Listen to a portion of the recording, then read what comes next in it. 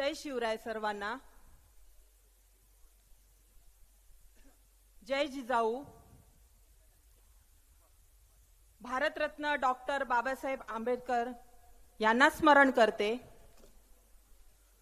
हिंदू हृदय सम्राट बाळासाहेब ठाकरे यांची आठवण करते.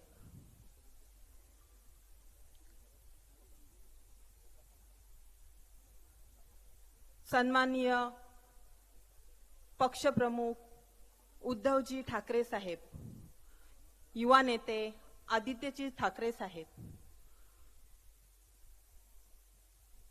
माजी खासदार विनायकजी राऊत साहेब आणि आज आपण छत्रपती शिवरायांच्या पदपावन स्पर्शाने पावन झालेल्या भूमीत येणारी विधानसभा या निवडणुकीसाठी जी भव्य दिव्य सभा ज्यांच्या विजयासाठी आयोजित केली, जे निष्ठेचे पाईप निष्ठावान आमदार वैभवजी नाईक साहेब व महाविकास आघाडीचे सगळे सन्माननीय पदाधिकारी आणि सन्माननीय व्यासपीठ, उपस्थित पत्रकार बंधू, उपस्थित जखमी वाघ म्हणेन मी, उपस्थित सर्वच हे जखमी वाघ, ते का ते पुढे सांगेन. उपस्थित सर्व माझ्या महागाईला त्रस्त झालेल्या माऊली आणि एक अजून आठवण करेन. या उपस्थितीमध्ये अजून एक उपस्थिती जी मला लक्षणीय वाटली, जेने स्फूर्ती मिळाली, ती एक गरोदर माता. अगदी 10 दिवसात तिची डिलिव्हरीची तारीख आहे. मी तिला बघून लगेच थांबली, स्तब्ध झाली. माऊली तू इथे? मला म्हटली काय भीती, कुडाळचं महिला बाल रुग्णालय आहे ना, आमदार वैभव नाईक साहेबांनी. माझ्या अंगावर काटा येतोय आणि ती माऊली इथे उपस्थित आहे. तिला व्यवस्थित बसण्याची माझ्या शिवसैनिकांनी सोय केली. तिचंही मी इथे आणि सगळ्यांचं स्वागत करते. जय.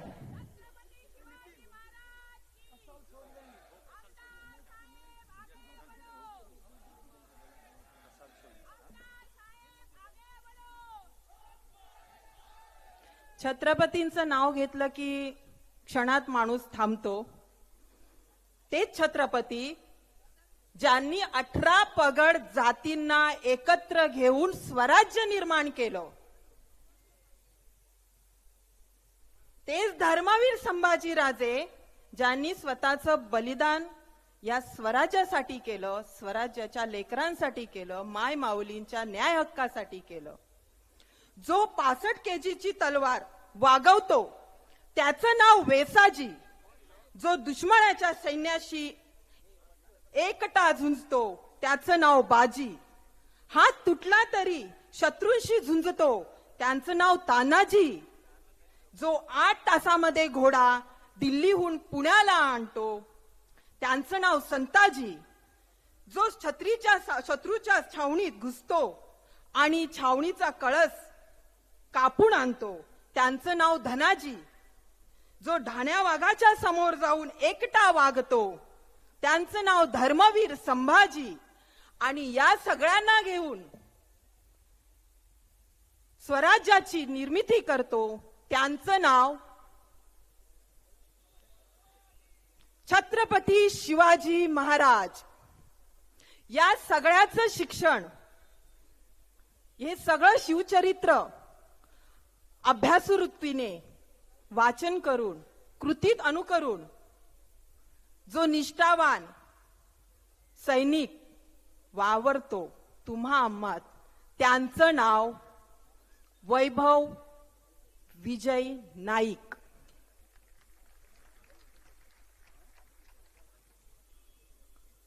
माझं नाव घेताना वाळके साहेबांनी शिवप्रेमी असा उल्लेख केला. हो, मी स्वतः उद्धवजी ठाकरे यांनी जन्माला आले सिंधुदुर्गात येऊन त्यांच्या तेव्हापासूनच मला तब्येतीची बाळकडू मिळालंय. निष्ठेचे पायी शिवचरित्र. वैभव नाईक. आमदार वैभव नाईक यांनी राजकारणाची माझे सुरुवात राजे केल्यापासून होते. त्यांचा संघर्ष सुरू झाला. म्हणून तुम्ही राडे, आम्ही हत्या होतो. असा सिंधुदुर्ग जिल्ह्याचा इतिहास असताना राजकीय राजाची आणि आहोत. तमा न बाळगता आणि परिणामांची हेच चिंता राजे. न करता 2009 ज्यांनी साली माजी 350 मुख्यमंत्री यांच्या वर्षापूर्वी विरोधात त्यांनी निवडणूक लढवली. तत्कालीन सत्ताधाऱ्यांच्या विरोधात 2 हात केल्याने त्यांचा आपले संघर्ष सर्वांचे वाढतच लाडके राहिला. आमदार 2009 वैभवजी विजयराव नाईक यांचा वैभव विजय असो. गुंड भरलेल्या 5 ते 6 वैभव नाईक आगे बढ़ो. केला. त्याच्याच दिवशी वैभव नाईक संपायला आगे अवघे बढ़ो. काही तास असतानाच माणगाव येथे भर रस्त्यात एका गुंडाने त्यांच्यावर रिव्हॉल्व्हर रोखली.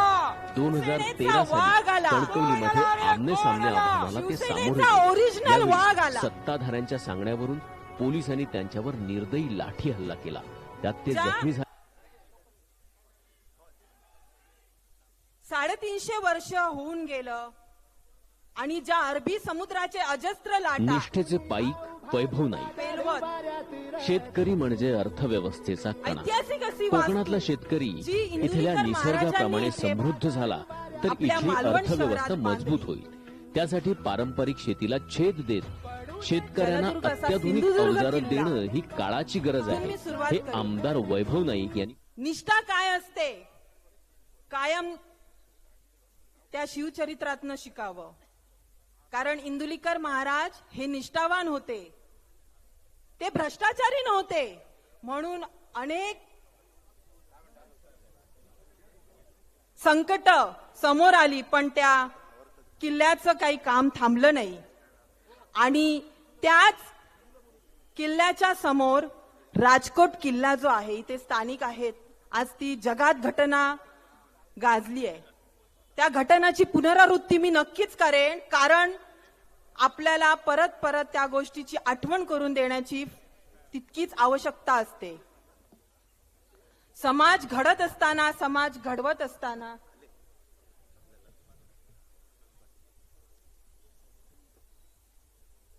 राजकोट किल्ल्याची ती घटना ती अगदी ताजीतवानी आहे. वेळ फार कमी आहे, पण मी तुमच्याकडून एक वचन मला पाहिजे. कारण ज्या स्वराज्य निर्मितीचे जे शासक होते आहेत छत्रपती शिवराय, त्या स्मारकातही प्रचंड मोठ्या प्रमाणात भ्रष्टाचार झाला.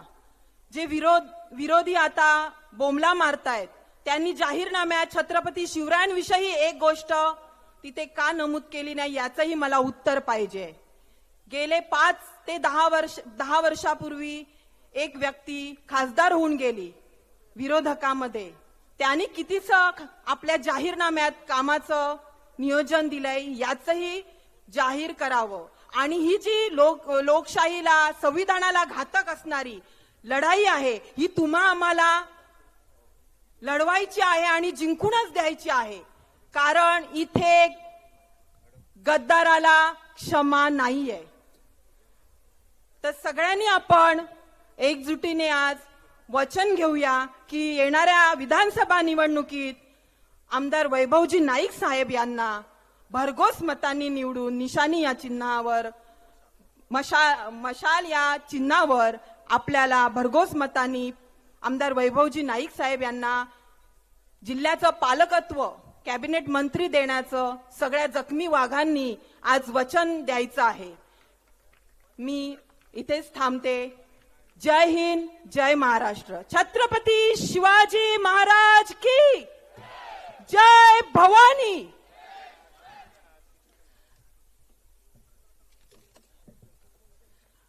जीव लावून वेड्या परी काहो सोडून गेला जना. बाळासाहेब जन्म घ्या पुन्हा, वाट पाहते तुमची सेना. धन्यवाद. यानंतर उपस्थित सर्वांचं स्वागतपर मनोगत व्यक्त करण्याची विनंती मी तालुका प्रमुख हरिभाऊंना करतो.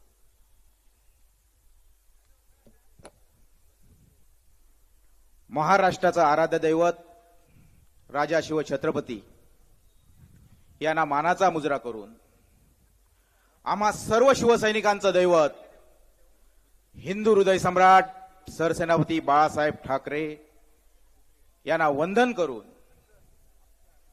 ज्यांच्या दूरदृष्टी विचाराने आणि संयमी नेतृत्वाने आपण सर्वजण शिवसेना पक्षाची धुरा सांभाळताय ते आदरणीय पक्षप्रमुख महाराष्ट्र राज्याचे माजी मुख्यमंत्री आणि आम्हा सर्वांचे कुटुंब प्रमुख उद्धवजी बाळासाहेब ठाकरे यांना अभिवादन करून ज्यांच्या युवा शक्तीने प्रेरणास्थान प्रेरणेने सर्व युवा पिढी आज या ठिकाणी काम करते ते आदरणीय आदित्यजी ठाकरे साहेब यांना अभिवादन करून आणि ज्यांच्या विजयाची सभा आहे की नाही, ज्यांच्या विजयाची सभा आज आपण घेतोय ते आदरणीय कार्यसम्राट नेतृत्व,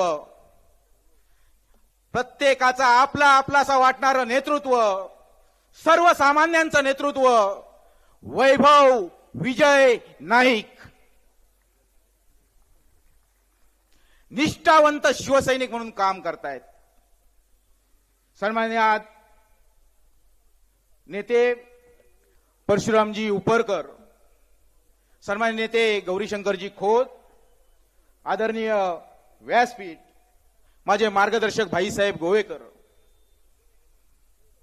खर तर यावर वेगवेगळे वक्ते बोलतील, परंतु आज मी बोलणार आहे की राणे कुटुंब या ठिकाणी सांगतायत की आम्ही एवढं विकास काम केलं, हे केलं ते केलं, मच्छीमारांसाठी एवढा निधी आणला, मच्छीमारांसाठी काम केलं, परंतु मच्छीमारांसाठी काम करणारी एक व्हिडिओ, त्यांचं एक काम या ठिकाणी ते सांगू शकत नाहीत. आपल्यावर या ठिकाणी वादळ आली, तोक्ते वादळ आलं, क्यार वादळ आलं. या वादळामध्ये कोण एकमेव जर कोण उभं असेल तर ते आपले वैभव विजय नाईक. आपल्याकडे चांदा ते बांधा योजना आली, मच्छीमारांच्या पाठीशी ठामपणे उभे राहून त्यांच्यापर्यंत पोहोचवण्याचं काम केलं.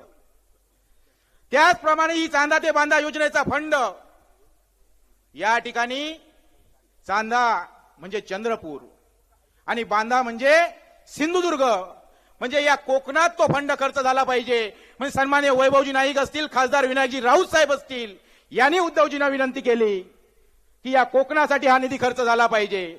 म्हणून त्याचं रूपांतर सिंधू रत्न या योजनेत झालं आणि त्याचा लाभ आज शेतकऱ्यांना, कष्टकऱ्यांना, सर्वांना मिळतोय. याला म्हणतात खरी योजना, सर्वसामान्यांसाठी योजना. लहान बालकापासून शेतकऱ्याच्या कष्टकऱ्यांपर्यंत, महिलांसाठी सर्व वृद्धांपर्यंत पोहोचवणारी योजना. आणि या योजनेच्या माध्यमातून प्रत्येकाचं जीवन सुखमय करण्यासाठी सन्माननीय वैभवजी नाईक साहेबांच्या माध्यमातून आपण काम केलं. सन्माननीय उद्धवजी साहेबांच्या माध्यमातून या ठिकाणी आपण काम केलं. आज हे सांगतायत की या ठिकाणी आम्ही केंद्राच्या एवढ्या योजना दिल्या, केंद्राच्या अनेक योजना दिल्या. ओ गेले 5 वर्ष 6 वर्ष तुम्ही खासदार होता, या जिल्ह्याचे मंत्री म्हणून या ठिकाणी काम केलात, परंतु या मंत्रिमंडळाच्या कालखंडामध्ये या ठिकाणी कुठलाही उद्योग या ठिकाणी आणू शकला नाहीत. मच्छीमारांचे एनसीडीसीचे कर्ज, सातत्याने मच्छीमारांच्या डोळ्यामध्ये अश्रू येतात, त्यांच्या आज बोटी त्या ठिकाणी फुटून गेलेल्या आहेत. त्यांच्या कर्जाच्या वसुलीसाठी लोक घरापर्यंत येत आहेत, परंतु ते कर्ज तुम्ही या ठिकाणी केंद्राचे मंत्री असताना सुद्धा माफ करू शकला नाहीत. हे या ठिकाणी तुमचं पाप आहे आणि या पापाची सजा तुम्हाला मिळणार. जे पाप तुम्ही करताय या पापाची सजा तुम्हाला निश्चितपणे मिळणार आहे. आज फयान वादळाची जेव्हा मदत आली, आमचे जीजी उपरकर साहेब या ठिकाणी साक्ष आहेत.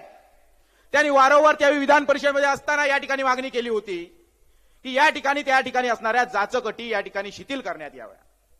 तुम्ही पुनर्वसन मंत्री होता, परंतु तुम्ही पुनर्वसन मंत्री असताना या ठिकाणी ती जाचं गट या ठिकाणी शिथिल करू शकला नाहीत आणि याच मच्छीमारांचे 4.5 कोटी पुन्हा एकदा या ठिकाणी मागे गेलेत. हे तुमचं पाप आहे. आज हिंदुत्व हिंदुत्व सांगता. काय हो तुमचं हिंदुत्व? उद्धव साहेबांवर टीका करता. आज तुम्ही 2005च्या वेळी या ठिकाणी गेलात, त्यावेळी तुमचं हिंदुत्व कोठे राहिलं होतं? त्यावेळी सुद्धा तुम्ही काँग्रेसमध्ये प्रवेश केला होता. मग त्यावेळी तुमचं हिंदुत्व नव्हे, परंतु हिंदुत्वाच्या बाता करायच्या, लोकांमध्ये तेढ निर्माण करायचं आणि आपल्यामध्ये फूट पाडायची, हे काम मात्र या ठिकाणी राणे कुटुंब करतंय. आज आपला माणूस, आपला सुसंस्कृत माणूस, आपला निर्व्यसनी माणूस, आपला एकवचनी एकपत्नी माणूस, सर्वसामान्यांसाठी लढणारं नेतृत्व, सर्वसामान्य शेतकरी, मच्छीमार, बागायतदार, गृहिणी, लाडक्या बहिणींसाठी सुद्धा लढणारं नेतृत्व म्हणजे सन्माननीय वैभवजी नाईक साहेब. आणि या वैभव नाईक साहेबांच्या पाठीशी आपल्याला ठामपणे उभं राहिलं पाहिजे. आज आपण काम करत असताना तुम्ही ऑडिओ फिरताना बघताय, त्यांचे कार्यकर्ते कशा पद्धतीने काम करतायत. ठेकेदारी वृत्ती या ठिकाणी बोकाळते. त्यांच्या कार्यकर्त्यांचे अगोदरचे धंदे काय होते, परंतु हे धंदे पुन्हा ते सुरू करणार आहेत. जर या ठिकाणी ते पुन्हा निवडून आलेत तर आपल्या आया बहिणींचं या ठिकाणी संरक्षण होणार नाही. या ठिकाणी आया बहिणींना संरक्षण मिळणार नाही. ज्या ठिकाणी माता भगिनी आमच्या आहेत त्या मुलींना शाळेमध्ये पाठवण्यासाठी मागे पुढे करतील. परंतु जर आपण वैभवजी नाईक साहेबांना या ठिकाणी निवडून दिलात तर या जिल्ह्यामध्ये दहशत, गुंडगिरी आणि झुंडशाही विरुद्ध रामराज्य आणण्याचं काम सन्माननीय वैभवजी नाईक साहेब करतील. आज पुन्हा एकदा आपल्याला आपल्या वैभव नाईकांना, निष्ठावंत शिवसैनिकाला मतदान करण्यासाठी प्रवृत्त करा. प्रत्येकाच्या घरोघरी जा.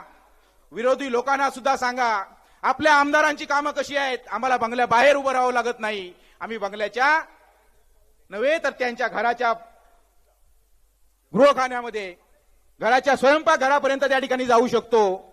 आणि एवढी मजल आमच्या प्रत्येक कार्यकर्त्याला अधिकार आहे. आणि या अधिकारवाणीने या ठिकाणी असणाऱ्या आपल्या आमदार वैभव नाईक साहेबांना पुन्हा एकदा या ठिकाणी आपल्याला विधानसभेमध्ये पाठवण्यासाठी आपल्याला या ठिकाणी सज्ज झालं पाहिजे. आणि हे सज्ज होण्यासाठी आपल्याकडे एकच हत्यार आहे.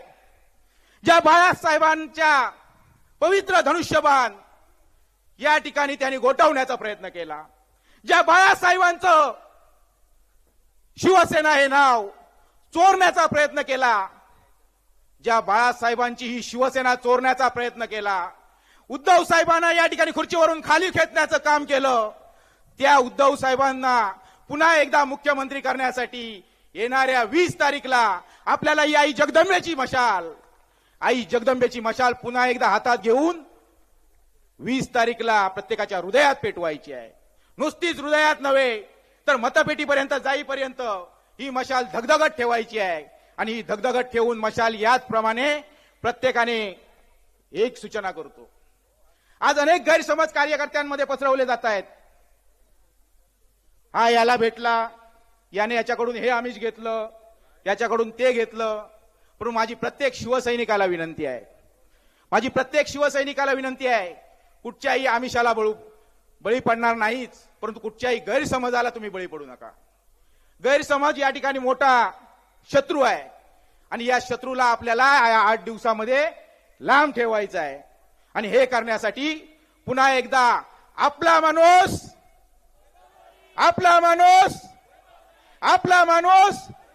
आपली निशाणी या मशाल या चिन्हावर पुन्हा एकदा या ठिकाणी मतदान करूया आणि आमदार साहेबांनी पालकमंत्री बनवूया. एवढंच सांगतो आणि थांबतो. जय हिंद, जय महाराष्ट्र. नडणार, भिडणार, लढणार आणि जिंकणार. मी इथं पाचारण करतो.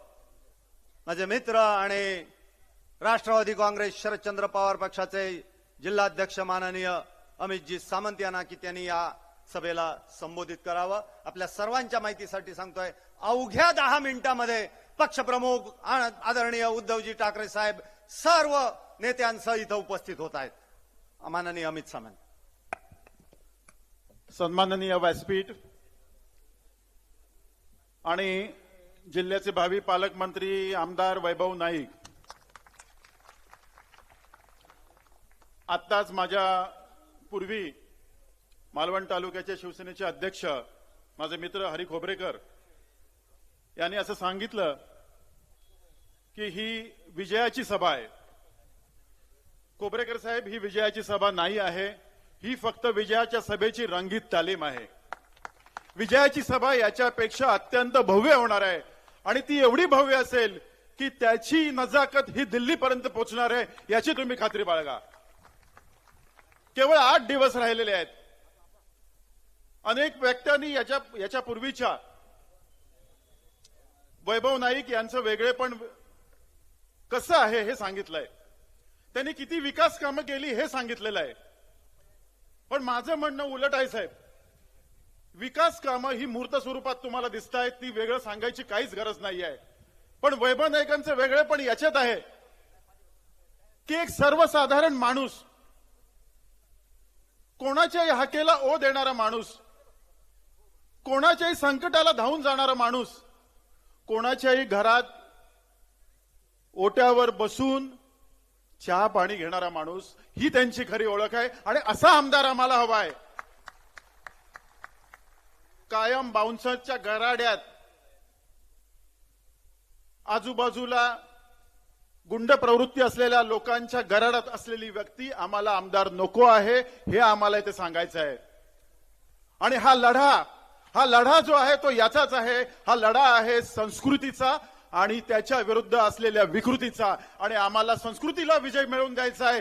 येत्या 23 तारीखला आपला हा जो लढा आहे हा संपूर्ण होणार आहे. गेले 5 वर्ष आपण लढतोय, गद्दारांच्या विरोधात लढतोय.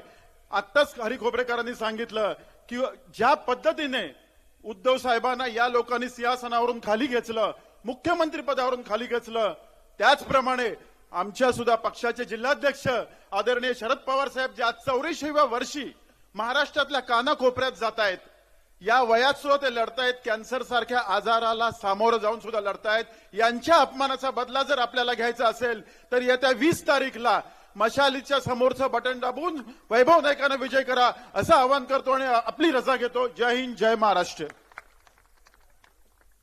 यानंतर इथं पाचारण करतो स्टार प्रचारक जान्हवीताईंना.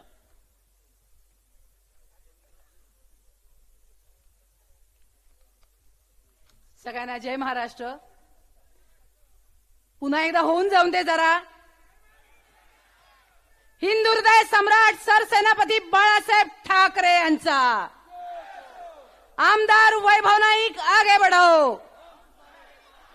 कारण आवाजात जोर दिसला तर बटन दाबायला जोर येणार आहे, हे लक्षात ठेवा. आज पुन्हा एकदा मी तुम्हाला आठवण करते, हेच ते मैदान आहे आणि 2014ची आमदार वैभव नाईक साहेबांची पहिली सभा.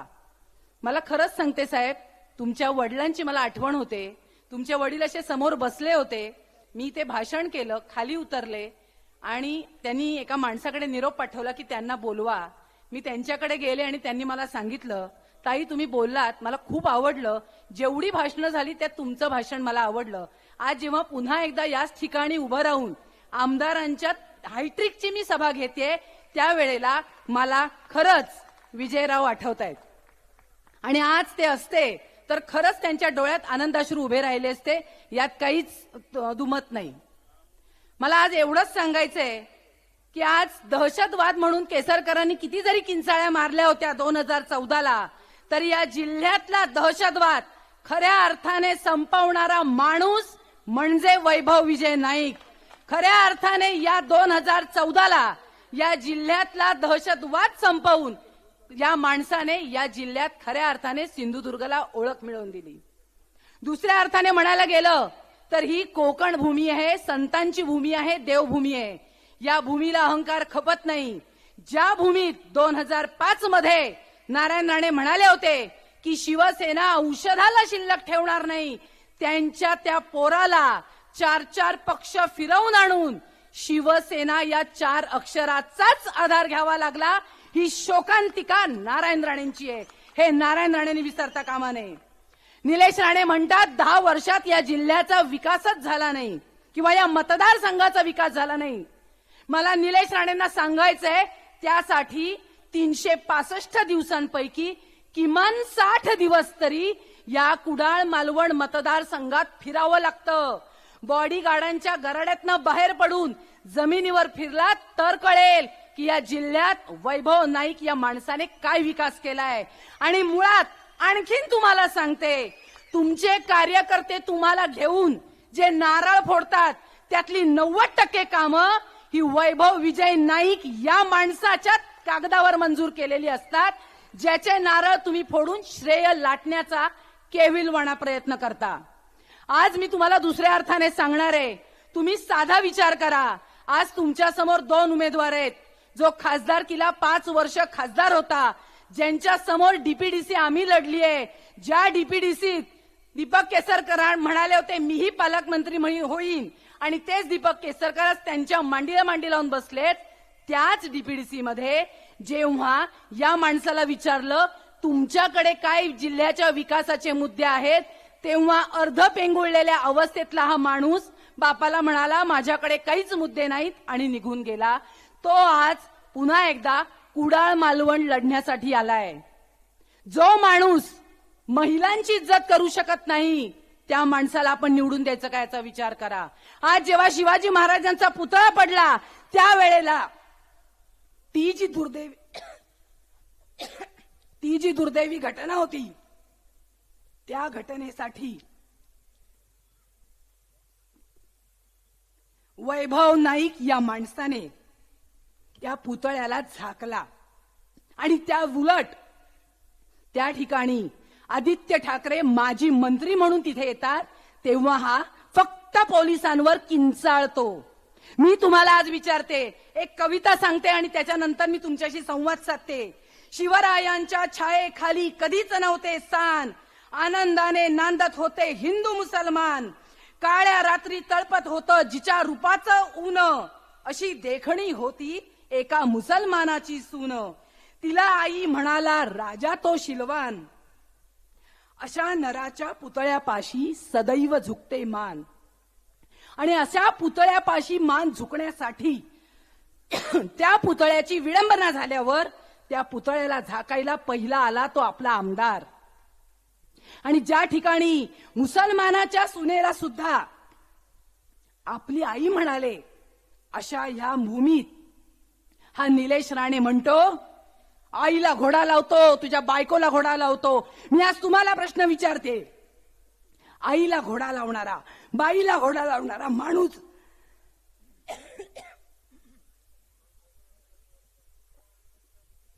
जाता जाता एवढंच सांगते, आईला घोडा लावणारा किंवा बाईला घोडा लावणारा माणूस हवा की आईचं रक्षण करणारा आणि बाईचं रक्षण करणारा वैभव नाईक हवा, हे विचारा.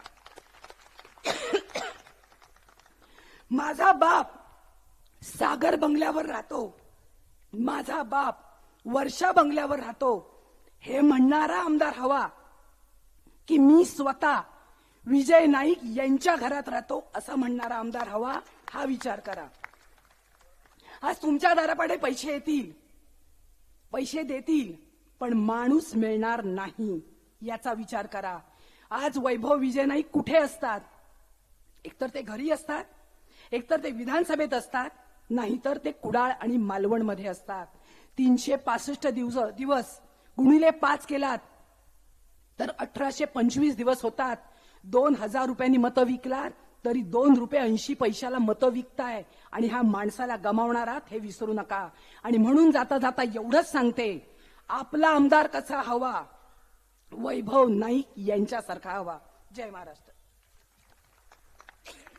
यानंतर इथं पाचारण करतो शिवसेना नेते माननीय गौरीशंकरजी खोत यांना.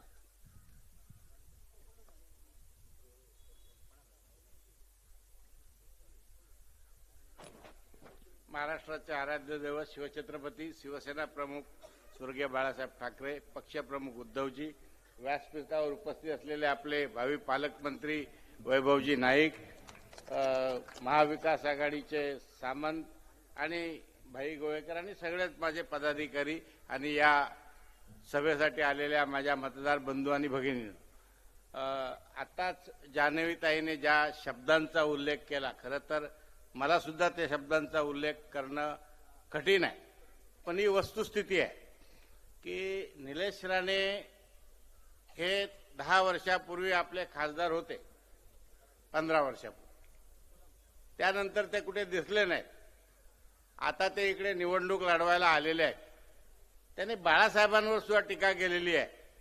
मला माझा बाप मोठा, बाळासाहेबांशी मला काही देणं घेणं नाही. ती व्हिडिओ क्लिप तुम्ही पाहिली आहे की मला माहित नाही, पण हा नालायक माणूस आज बाळासाहेबांचा फोटो लावून तिकीट मतं मागतोय, लक्षात घ्या. खोबरेकरने त्याच्या भाषणात उल्लेख केला की आम्ही हिंदुत्ववादी किंवा हे हिंदुत्ववादी. भारतीय जनता पार्टी, राष्ट्रवादी, शिवसेना किंवा अमुक पक्ष म्हणजे हिंदू नाही. तुम्ही आम्ही सगळे म्हणजे हिंदू. या हिंदुस्थानात ज्या काही संस्कृती नांदतात ते सगळे मिळून होतात ते हिंदू. खरं तर हिंदू धोक्यात नाही आहे, भारतीय जनता पार्टी धोक्यात आहे आणि म्हणून ते हिंदुत्वाला या राजकारणात ओढत आहेत. लोकसभेच्या निवडणुकीत तुम्ही बघितलेलं आहे, राहुल गांधीने यांच्या पेकाटात लाद घातली आणि 400 वरून यांना 240 वर आणलं. महाराष्ट्रात आपले उद्धवजी आणि शरदराव पवार साहेब यांनी यांच्या पेकाटात लाट घातली आणि 42 वरून 16 वर आणलं. तेव्हा यांना हिंदुत्व जोरात आठवायला लागलेलं आहे. हिंदुत्व बिंदुत्व काय नाही, सगळं बेगडी आहे. खरं तर आपलं पोट भरतं ते महागाई कमी असेल तेव्हा, आपलं पोट भरतं जेव्हा रोजगार मिळेल तेव्हा. हे रोजगाराच्या मुद्द्यावर बोलत नाहीत, हे महागाईच्या मुद्द्यावर बोलत नाही आहेत. सगळी जी भाषणं आहेत ती हिंदुत्वावर आहेत. तर तुम्ही कसले हिंदू? आम्ही पण हिंदूच आहोत. माझं नाव गौरीशंकर, वडिलांचं नाव पांडुरंग, आईचं सुमित्रा, साळीग्रामाची मी पूजा करतो. याच्यापेक्षा मोठं हिंदुत्व नारायण राणेकडे पण असेल असं मला वाटत नाही. पण आम्ही हिंदुत्वावर मतं मागणार नाही. आम्ही केलेल्या कारभाराच्या आधारे मतं मागणार, करोनामध्ये केलेल्या कारभाराच्या आधारे मतं मागणार, या तुमच्या जिल्ह्यात कुडाळात आणलेल्या मेडिकल कॉलेजच्या आधारे मतं मागणार, या नगर परिषदेला दिलेल्या 45 कोटी त्या पाण्याच्या ह्याच्यासाठी योजनेसाठी त्याच्या आधारे मतं मागणार, कुडाळला उभारलेल्या महिला हॉस्पिटलच्या आधारे मतं मागणार, त्या ठिकाणी जे नाट्यगृह उभं केलंय त्याच्या आधारे मतं मागणार, वैभव नाईकांनी जे गावागावात रस्ते केले त्याच्या आधारे मतं मागणार. आम्हाला मतं मागायचा अधिकार आहे, कारण गेल्या 15 वर्ष म्हणजे वैभव नाईक पडले तरी फिरत होते आणि जिंकून आल्यावर सुद्धा तुमच्यात फिरतात नाही, काम करतायत. मी त्यांच्याबरोबर गेले 10 दिवस फिरतोय कुडाळ मालवणमध्ये सगळीकडे. रात्री 12-12 वाजेपर्यंत त्यांना भेटण्यासाठी गावात माणसं असतात, भेटतात, छोट्या छोट्या बैठका होतात. किती तुम्ही फिरा, किती तुम्ही पैसे वाटा, त्याचा काही परिणाम वैभव नाईकांच्या विजयावर होणार नाही याची मला खात्री आहे. तुम्हाला मतासाठी, तुम्हाला तिकिटासाठी पक्ष बदलावा लागला. भारतीय जनता पार्टीने सुद्धा हे लक्षात ठेवायला पाहिजे. जे सगळे तुमचे मोरके काल भाजपमध्ये होते ते निलेश राणेला तिकीट मिळाल्यावर दुसऱ्या दिवशी बेडकासारखे उडी मारून शिंदे आणि मिंदे गटात गेलेले आहेत. ज्या लोकांवर भ्रष्टाचाराचे आरोप होते ते तटकरे असोत, ते अजित पवार असोत, ते हसन मुश्रीफ असोत, ते नवाब मलिक असोत किंवा सोमय्याने आरोप केलेले नारायण राणे असोत, हे सगळे भ्रष्टाचारी एकत्र एकटवले आहेत आणि त्या सरकारमध्ये जाऊन बसले आहेत. या भ्रष्टाचारांना जर खाली खेचायचं असेल आणि महाराष्ट्राला भ्रष्टाचार मुक्त करायचं असेल, महागाई जी काय परंपरा वाढलेली आहे ती खाली आणायची असेल, जर रोजगार वाढवायचा असेल तर आपल्याला पुन्हा एकदा खमक्याप्रमाणे शिवसेनेच्या मागे उभं राहिलं पाहिजे. हा जिल्ह्याला शिवसेनेच्या माध्यमातून 97 किंवा 2000 सालाच्या आसपास भारतातला एकमेव पर्यटन जिल्हा म्हणून जाहीर करण्यात आलं. 750 किलोमीटरची रेल्वे मधुदंडवत्याने आणलेली आहे. मुंबई गोवा हायवे आहे, सह्याद्री सारखा मोठा डोंगर आहे, हा समुद्र किनारा आहे. हे सगळ्या साधन सामुग्री आपल्याकडे आहेत, पण एकही प्रकल्प या ठिकाणी पर्यटनाचा नारायण राणे आणू शकले नाहीत. 90 सालात त्याला मालवणने निवडून दिलं. आज 24 साल आहे, 34 वर्ष झाली. सरपंच, जिल्हा परिषद, जिल्हा बँक, आमदार, खासदार, मंत्री, विरोधी पक्षनेता, मुख्यमंत्री, केंद्रात मंत्री, भाजपमध्ये मंत्री, शिवसेनेत मंत्री, काँग्रेसमध्ये मंत्री, या सगळ्या पद्धतीने नारायण राणेंकडे तुम्ही 34 वर्ष सत्ता दिलात, पण त्याचा बिलकुल आपल्याला उपयोग झाला नाही. कारण आजही नारायण राणेने त्यांचे पुत्र सांगतायत का आम्ही विकासासाठी मतं मागतो. मग 34 वर्ष कशासाठी मतं मागत होतात आणि 34 वर्ष तुम्ही काय केलात त्याचा जाब तुम्हाला देणं आवश्यक आहे. मी जास्त वेळ घेणार नाही कारण उद्धवजी यायला झालेले आहेत. पण एक आरोप त्यांनी वैभव नाईकांवर केला होता की हा कंत्राटदारांकडून पैसे मिळवतो. खरं तर एसीबीची चौकशी वैभव नाईकांची 2.5 वर्षापूर्वी सुरू झालेली आहे. आजपर्यंत तुमचं सरकार असून एक आरोप तुम्ही सिद्ध करू शकला नाहीत. उलट पक्षी जेव्हा एसीबीने नोटीस पाठवली तेव्हा महाराष्ट्रातला एकमेव आमदार आणि एकमेव राजकीय कार्यकर्ता आहे जो वैभव नाईक एसीबीच्या कार्यालयावर मोर्चा घेऊन गेला आणि सांगितलं करा चौकशी, काय तुम्हाला लावायचे असेल ते आरोप लावा. पण एकही आरोप सिद्ध करू शकला नाहीत. उलट पक्षी त्यांचं कुटुंब गेले 3 पिढ्या एक चांगल्यापैकी व्यवसाय करणारे आहेत आणि 3ऱ्या पिढीत त्यांच्याकडे काय 4 पैसे जमले आहेत. पण नारायण राणे साहेब, मी तुम्हाला ओळखतो. 90 सालात भाई गोवेकरने आम्ही तुमचा प्रचार केलाय. तुमच्याकडे लोकांना जेवणाला द्यायला पैसे नव्हते आणि आज तुमची एका पिढीत जी करोडो रुपयाची संपत्ती झाली आहे ती कुठून आणलात, त्याच्यासाठी कसली नोकरी केलात, कसला व्यवसाय करायला लागतो ते ह्या मालवणच्या जनतेला सांगितलं तर कृपा आमच्यावर होईल. आम्ही सुद्धा सगळे तोच व्यवसाय करू आणि आमचे सगळे प्रश्न मिटतील. तेव्हा लोकांवर आरोप करताना नेहमी लक्षात ठेवायचं की एक बोट आपल्याकडे असतं. काचेच्या घरात राहणाऱ्याने दुसऱ्यावर दगड मारायचे नाही. तुमच्यावर किरीट सोमय्याने आरोप केले होते भ्रष्टाचाराचे, 350 कोटी रुपयाच्या भ्रष्टाचाराचे, आणि तो पुरावे घेऊन ईडीकडे गेला होता आणि मग तुम्ही बीजेपीत आलायत. ही जनता विसरलेली नाही. मी जास्त वेळ घेणार नाही. मला वाटतं दुसऱ्या वक्त्याला बोलायला दिलं पाहिजे. पुढच्या सभांमधून 8 दिवसात आपण बोलूच. आपण माझं ऐकून घेतलात आणि मला खात्री आहे की मालवणची जनता कधीही शिवसेनेला प्रतारणा देणार नाही. नारायण राणे जेव्हा पहिल्यांदा उभे राहिले तेव्हा कणकवलीत बरोबर सुटले होते. भाई गोवेकरांच्या मालवणने त्यांना 7,000चं मताधिक्य दिलं होतं. तीच परंपरा मालवण आणि कुडाळचे लोक कायम राखतील अशी आशा बाळगून आपल्या सगळ्यांची रजा घेतो आणि बाळासाहेबांना श्रद्धांजली म्हणून येणाऱ्या निवडणुकीत या जिल्ह्यातील 3ही उमेदवारांना तुम्ही विधानसभेवर निवडून पाठवा. पुन्हा उद्धवजींना आपण मुख्यमंत्री बनवूया आणि पालकमंत्री म्हणून या जिल्ह्याचा विकास करण्याची संधी वैभव नाईकांना देऊया, एवढी विनंती करून मी आपली रजा घेतो. जय हिंद, जय महाराष्ट्र. यानंतर तुमचं आमचं जिजी उपरकर यांना विनंती आहे की त्यांनी या सभेला संबोधित करावं.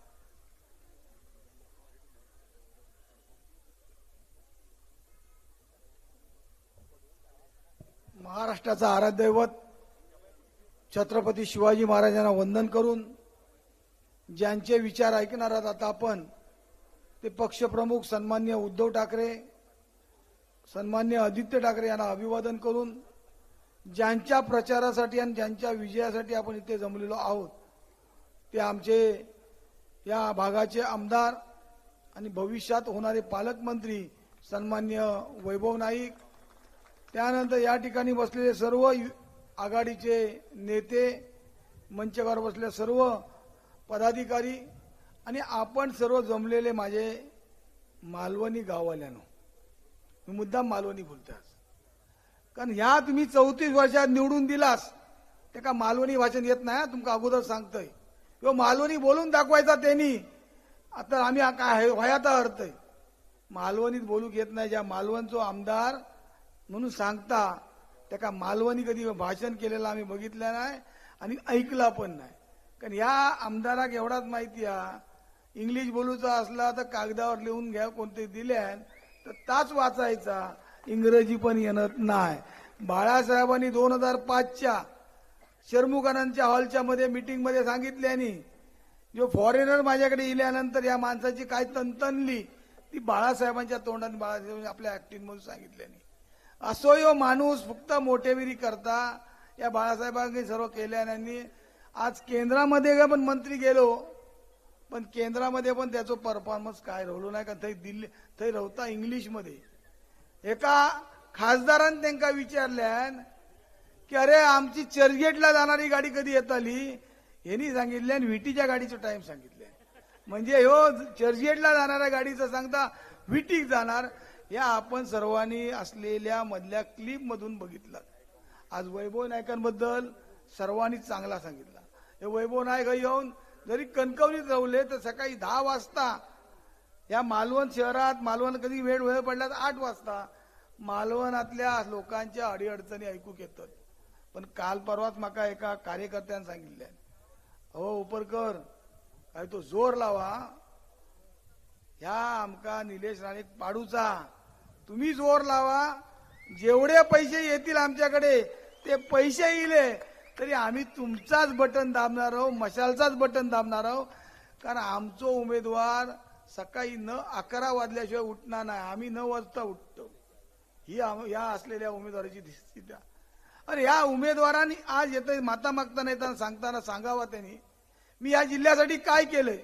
बापाशीन काही केल्यानंतर बापाशीन बाळासाहेबांनी दिल्यामुळे. कारण बाळासाहेब हे शिवसेना प्रमुख या कोकणी माणसाचे ऋण व्यक्त करण्यासाठी या बाजूच्या टोपीवाल्या ग्राउंड असलेल्या बाजूच्या ग्राउंडमध्ये बोर्डिंग ग्राउंडमध्ये या अशाच व्यासपीठावरती येऊन या कोकणी माणसांनी शिवसेने भरभरून दिल्याने शिवसेना वाढवण्यासाठी प्रयत्न केल्याने त्यांच्यासाठी कधी बाळासाहेब कोणासाठी वाकले नाहीत, झुकले नाहीत.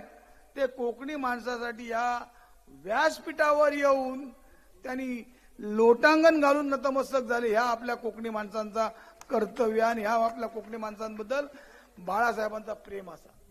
या अशा प्रेम बाळासाहेबांचा असल्यामुळे विकास करू शकलो, बाकी विकास करत नाही. माझ्या 2005च्या निवडणुकीत ह्याच नारायण राणेंनी भाषणात सांगितलेले आहे की मी धनुष्यबाण आणि शिवसेना औषधाला ठेवणार नाही. आज त्या बघा परशुरामाची भूमी आहे, त्याच नारायण राणे घ्या चोरलेलो धनुष्यबाण, ब्लॅक मार्केटमध्ये असलेलो धनुष्यबाण आणि त्याच नारायण राणे चोरलेली शिवसेनेचा प्रचार घराघरात आणि दारादारात करता आणि लोकांना सांगता माझ्या झिलाक निवडून द्या. अरे काय तुझ्या झिलाचा कर्तव्य आता सांगते, काय त्या झिलाने केल्यानंतर आताही सांग. आज या नारायण राणे ती शिवसेनाची धनुष्यबाण त्या चोरलेल्या शिवसेना धनुष्यबाण घेऊन असताना नारायण राणे घराघरात दारादारात जाता. पण नारायण राणेंना आठवावा, 2095ची निवडणूक आठवावी, 2001ची निवडणूक आठवावी. त्या निवडणुकीत नारायण राणे अगदी महाराष्ट्रभर फिरत होतो आणि बाई गोळेकर आणि गौरीशंकर खोत सारख्या आमच्या सर्व कार्यकर्त्यांनी या मतदारसंघात जाऊन मतदारांना विनंती करून त्यांना निवडून आणलेली. आज तोच नारायण राणे आपल्या मुलासाठी आपण भारतीय जनता पक्षामध्ये आणि मुलगो चोरलेल्या शिवसेनेमध्ये त्याचा प्रचार करता. काय दयनीय परिस्थिती आली बघा नारायण राणेची. कारण ही परशुरामाची भूमी हय करा हय बरा. आज म्हणूनच खऱ्या अर्थाने आज आमका मुंबईतून काही लोक फोन करतात, जी प्रचार कसो हा चांगलो चाललो हा ना, खरोखर ह्या घराण्याशाही गाडून टाकावं. एकदा यांचा पार्सल मुंबईत पाठवा, परत ह्या आणू नको. या मालवणी माणसांका छळण्यासाठी आणि मालवणी माणसांका दाबण्यासाठी या माणसांना काय करू नका. बघा किती तिडो नारायण राणे असा तो बघा. आज ह्या इकडे जो शिवाजी महाराजांचा जो पुतळो पडलो, खासदारांनी इकडे निवडून दिलेल्या खासदारांनी तातडीने दुसऱ्या दिवशी यायचा होता. पण ज्यावेळी महाविकास आघाडीचे नेते ज्यावेळी येत होते त्यावेळी आपण म्हणतो ना कुसक्यासारखो त्या ठिकाणी बरोबर त्याच वेळेत येत होते आणि येऊन काय सांगता, एकेका घरातून खेचून मारतलाय. अरे का मारू काय बापाची पेंड हा, हयची का माणसा काय मेलेत, हयची माणसा तुमका चेपताली आहेत. लक्षात ठेवा, या निवडणूक होऊन दे, 20 तारखेक तुमका जा काय दाखवतील ना आणि तुमचेच कार्यकर्ते तुमचेच पैसे घेऊन यावेळी मशाल निशाणीचा बोट दाबून नागून सर्व शिवसेनेमध्ये परत येणार आहोत. या लक्षात ठेवा. कारण आज सर्व लोक कंटाळलेले आहेत. आज तो तर हिंदूंचो गब्बर म्हणून सांगता आणि मुसलमानांका व्हाया व्हायता काय बोलता, तुका मशिदीतून चिन चिन के मारेगा. अरे या हिंदूंचं गबरबद्ध या बापाशीन पण शिवाजी महाराजांचं नाव घेऊन राजकारण केल्यान त्या शिवाजी महाराजांचा पुतळा पडलं त्या ठिकाणी एकदा पण येऊन बघितलंच नाही आणि एकदा पण निषेध केलंच नाही किंवा त्यांची चौकशी मागा म्हणून सांगितलंच नाही. कारण तोच आपटे या निलेश राणे बरोबर 5 वर्षापूर्वी असलेल्या पुतळ्याचं जो आमच्या बापू आप्पासाहेब पटवर्धन जो पुतळा तयार केल्यान त्या पुतळ्याच्या बाजूक फोटो असा त्याचा मित्र असा तो आणि त्याका ह्या काम दिलेला. म्हणजे त्या असलेल्या बापूसाहेब पटवर्धनचा पुतळा पण एक हात लांब केल्यामुळे तो पुतळा लावू शकले नाहीत. तो पुतळा त्यांच्या प्रहारच्या गोडाऊनमध्ये पडलेलो. अरे अशा पद्धतीने तुम्ही खोटी कामं करता. अशा पद्धतीने आज कशासाठी पदी मका काही कार्यकर्त्यांनी सांगितले नाही शिरोडकरांची हायस्कूलची जमीन जी नावाजलेली शाळा त्या शाळेची जमीन शाळेसाठी कुडाळकर हायस्कूलची जमीन ही जागा घेतल्याने शाळेसाठी आणि करतात काय आज ते लोक वनावना फिरतात त्यांचे कुटुंब की ही शाळा व्हावी ही नावाजलेली शाळा मालवणची असा तर शाळा व्हावी तर आता एक कमर्शियल कुठं लोकांका फक्त आम्ही काही केला सांगतो. आज तुम्ही सांगा करोना काळामध्ये किती लोकांची माणसं त्यांच्या हॉस्पिटलमध्ये जाऊन मृत झाली आहेत.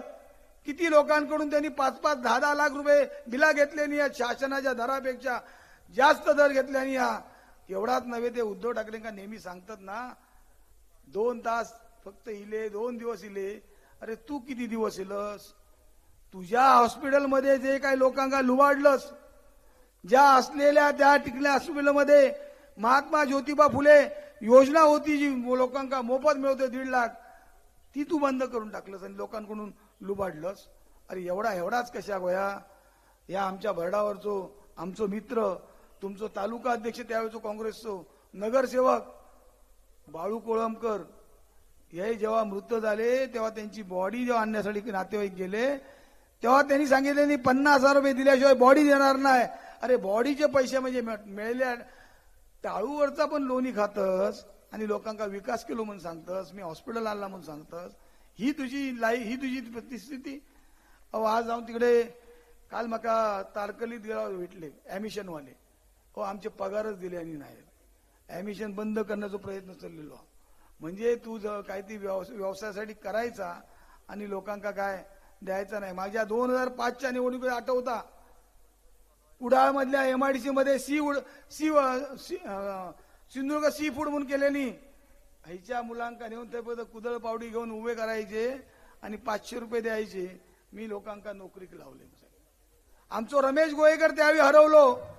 जो रमेश गोयेकर आमचो त्या ठिकाणून गेलो त्या तू मंत्री झाल्यानंतर आमच्या रमेश गोयेकरचा शोध लावलंच नाही.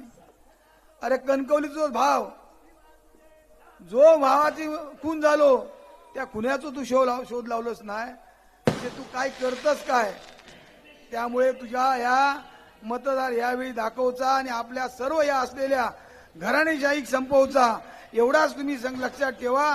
आणि 20 तारखेक आपल्या मशाल निशाणी संपूर्ण जिल्ह्यामध्ये मशाल निशाणीची चिन्हाचा बटन दाबूया आणि सर्वांका आपल्या उमेदवारांका आणि वैभव नायकांका असलेल्या विधानसभेत पाठवूया एवढंच या ठिकाणी सांगतोय.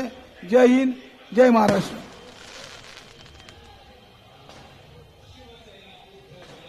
आदरणीय पक्षप्रमुख महाराष्ट्राचे मुख्यमंत्री माननीय उद्धवजी बाळासाहेब ठाकरे यांचं इथं आगमन होत आहे. उद्धवजी तुम आगे बढ़ो. उद्धवजी तुम आगे बढ़ो. वैभव नाईक तुम आगे बढ़ो. छत्रपती शिवाजी महाराज की.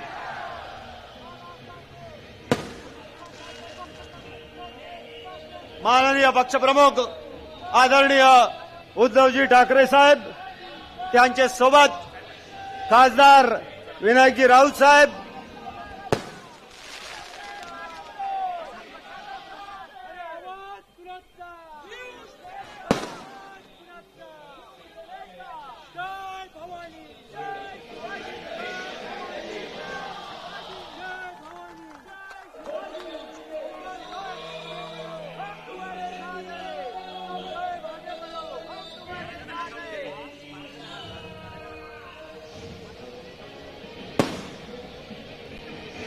आदरणीय पक्षप्रमुख माननीय उद्धवजी ठाकरे साहेबांना विनंती आहे की त्यांनी शिवप्रतिमेला पुष्पहार अर्पण करून या सभेचा आरंभ करावा. छत्रपती शिवाजी महाराज की जय जय जय जय जय भवानी. जय जय जय जय जय भवानी. हिंदू हृदय सम्राट शिवसेना प्रमुख बाळासाहेब ठाकरे यांचा, डॉक्टर भारतरत्न बाबासाहेब आंबेडकर यांचा,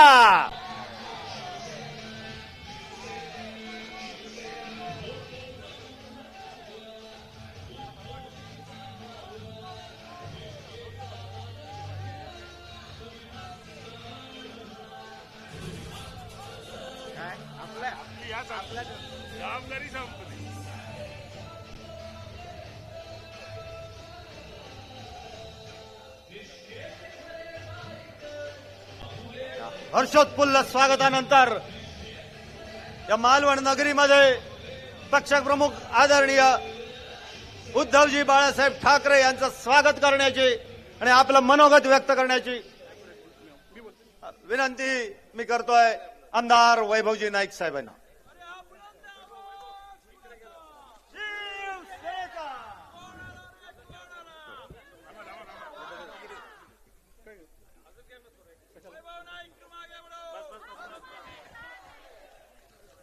महाराष्ट्राचं आराध्य दैवत छत्रपती शिवरायांना वंदन करून शिवसेना प्रमुख आणि आमचं दैवत बाळासाहेब ठाकरे यांच्या पवित्र स्मृतीस अभिवादन करून येणाऱ्या 20 नोव्हेंबर रोजी होणाऱ्या विधानसभा निवडणुकीमध्ये उद्धवजींच्या आदेशानुसार आणि आपल्या सर्वांच्या मार्गदर्शनानुसार मला पुन्हा एकदा विधानसभेची उमेदवारी उद्धवजींनी दिलेली आहे आणि त्याच्या प्रचारासाठी आज आपले सर्वांचे कुटुंब प्रमुख उद्धवजी ठाकरे या ठिकाणी आलेले आहेत. विनायकजी राऊत साहेब, गौरीशंकर खोत, परशुरामजी उपरकर, आपले सर्वांचे मार्गदर्शक भाईसाहेब गोयेकर, इर्शादभाई शेख, अमितजी सामंत, व्यासपीठावर असलेले माझे सर्व सहकारी, महाविकास आघाडीचे सर्व सहकारी आणि उपस्थित माझे सर्व सहकारी आणि मतदार बंधू आणि भगिनींनो, खरं तर गेले 10 वर्ष आपल्या सहकार्यातनं मी या विभागाचा आमदार म्हणून काम करतोय.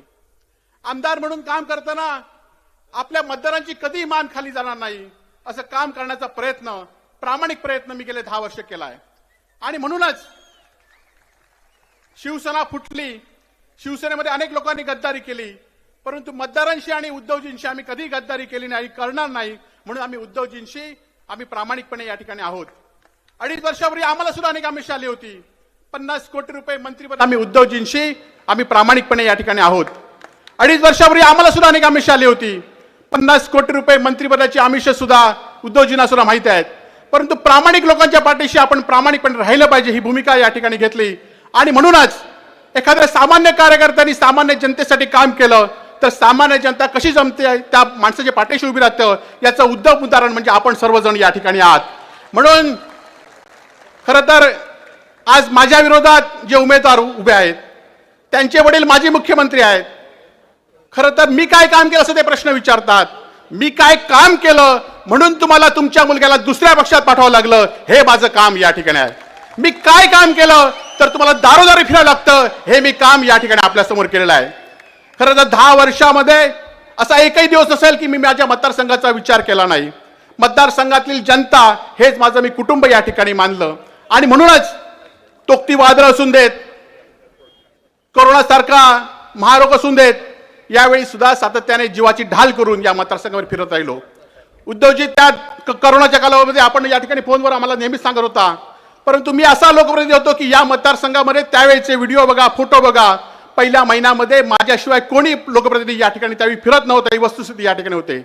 मला कोरोना झाला, कुटुंब झाला, तरी पण या ठिकाणी मी शासकीय रुग्णालयामध्ये ऍडमिट झालो आणि मग आपल्या माध्यमातून, राऊत साहेबांच्या माध्यमातून या ठिकाणी शासकीय मेडिकल कॉलेज आपण करून दिलं. खरं तर आम्ही उद्धवजी आपण थोडक्या कालावधीसाठी मुख्यमंत्री होता, परंतु आमच्यासाठी आपण भरभरून दिलाय आणि आज तुम्ही अडचणीत होता तेव्हा सुद्धा या शिवसेनेतील कोकणातील जनता, लोकसभेत काही वेगळा निकाल लागला असेल पण विधानसभेमध्ये साहेब ही सगळी जनता तुमच्या पाठीशी असेल एवढं मात्र या ठिकाणी सांगतो. खरं तर मच्छीमारांचा प्रश्न असून देत, 10 वर्षामध्ये एलईडीचे जे विषय असतील त्यामध्ये विधानसभेमध्ये आवाज उठवणारा वैभव नाईक होता. आणि यावर आपल्याला सगळ्यांना माहिती आहे की ज्या ठिकाणी आंदोलन असेल, ज्या ठिकाणी अन्याय असेल, तेव्हा आम्ही तुमच्या बरोबर राहिलेलो आहोत. छत्रपती शिवाजी महाराजांचा पुतळा कोसळल्यानंतर त्या ठिकाणी आम्ही गेलो. का गेलो तर आम्ही त्या ठिकाणी असतो म्हणून या ठिकाणी गेलो. लोकांचे प्रश्न आम्हाला समजतात, लोकांच्या सुखदुःख आम्ही सहभागी होतो म्हणून या ठिकाणी गेलो. परंतु विरोधक आरोप काय करतायत? इथले आपाचे उमेदवार त्यांनी माझ्यावर आरोप केला होता की वैभव नाईकांनी त्या ठिकाणी पुतळा वैभव नाईकांनीच रात्री कटिंग करून कट केलाय म्हणून. खरं तर हा असे विरोध दुश्मनांना सुद्धा मिळू नयेत. आज आपल्या सर्वांच्या साक्षीने सांगतो, खरं तर या 10 वर्षामध्ये एकही रुपयाचा भ्रष्टाचार या ठिकाणी आम्ही केला नाही. म्हणून अडीच वर्ष एसीबी चौकशी सुरू असून आम्हाला एकही रुपयाचा भ्रष्टाचार या ठिकाणी सापडला नाही. आणि म्हणूनच आम्ही ताठ मानेने तुमच्या समोर उद्धवजींच्या आशीर्वादाने उभे आहोत. आज आपला जास्त वेळ न घेता येणाऱ्या काळामध्ये विधानसभेच्या निवडणुकीमध्ये आज प्रश्न आम्हाला 10 वर्षामध्ये आम्ही जे प्रयत्न करता येईल ते प्रयत्न या ठिकाणी केलेत. या जिल्ह्याचे दोन्ही पालकमंत्री या ठिकाणी गद्दार निघालेत, परंतु उद्धवजींनी मात्र या जिल्ह्यासाठी भरभरून दिलंय. आज ह्या महायुतीमध्ये जे अजित पवार मांडीला मांडी लावून या ठिकाणी बसलेत, त्या अजित पवारांनी पहिल्यांदाच या ठिकाणी योजना रद्द करतो म्हणून सांगितली. परंतु उद्धवजींनी आपल्या सिंधुदुर्ग रत्नागिरीसाठी स्वतंत्र अशी रत्नसिंधू योजना केली. त्याचा फायदा अनेकांना आज झालेला आहे. येणाऱ्या काळामध्ये सुद्धा अशा योजना उद्धवजींच्या मार्गदर्शनाखाली आपण राबवू. भात पिकाचं असून देत. आज खरं तर उद्धवजींना मी एवढंच सांगतो की उद्धवजी या जिल्ह्यामध्ये 3 मतदारसंघ आहेत, पण मी तुम्हाला मनापासून सांगतो की या 3 मतदारसंघामध्ये माझ्या मतदारसंघात जेवढी कामं झाली आहेत तेवढी या दोन्ही मतदारसंघात झालं नाही, एवढं या ठिकाणी ठामपणे या ठिकाणी सांगतो. आज केसरकरांच्या मतदारसंघामध्ये हत्ती हटाव या ठिकाणी मोहीम अजूनही या ठिकाणी रेंगाळली आहे. सुपर स्पेशल हॉस्पिटलचा पत्ता नाही. कणकोलीच्या मतदारसंघामध्ये फोंड्यासारखा महत्वाचा, बावड्यासारखा महत्वाचा घाट असलेला गेले 2 वर्ष बंद आहे. आणि माझ्या मतदारसंघामध्ये आपण शासकीय मेडिकल कॉलेज दिलात, महिला हॉस्पिटल दिलात, या मालवण शहरासाठी चांगली पाण्याची योजना दिलीत, किनारपट्टी भागातील धूपप्रतिबंध दिलेत. जे आम्ही मागितलं उद्धवजी ते तुम्ही दिलं. आणि तुम्ही एवढं आम्हाला दिलं की 2.5 वर्षात दिलेलं 5 वर्षापर्यंत आम्ही त्याची या ठिकाणी भूमिपूजन करत होती. ती कामं आम्ही करत होतो आणि ती कामं आज जनतेसमोर आहेत. म्हणूनच या लोकांना आज दारोदारी फिरावं लागतंय. पण मला खात्री आहे की ही जनता साहेब तुमच्याबरोबर आहे.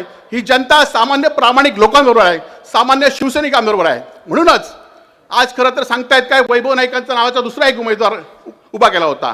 तो उमेदवार बाद झाल्यानंतर आज सांगतात की वैभव नाईकांची निशाणी धनुष्यबाण आहे म्हणून. परंतु किती तुम्ही सांगितलात तर लोकांना माहित आहे उद्धवजींची निशाणी आणि वैभव नाईकांची निशाणी काय आहे. खरं तर साहेब आम्ही लोकांची प्रामाणिक असतो, लोकांच्या सुखदुःखात असतो. आज इथल्या असलेल्या माणसामध्ये प्रत्येक माणसाकडे माझा फोन नंबर आहे ना, आणि ते मला कॉन्टॅक्ट सातत्याने संपर्क असतात. म्हणून आम्ही लोकांच्या मध्ये आहे, म्हणून लोक आमच्यावर आहेत.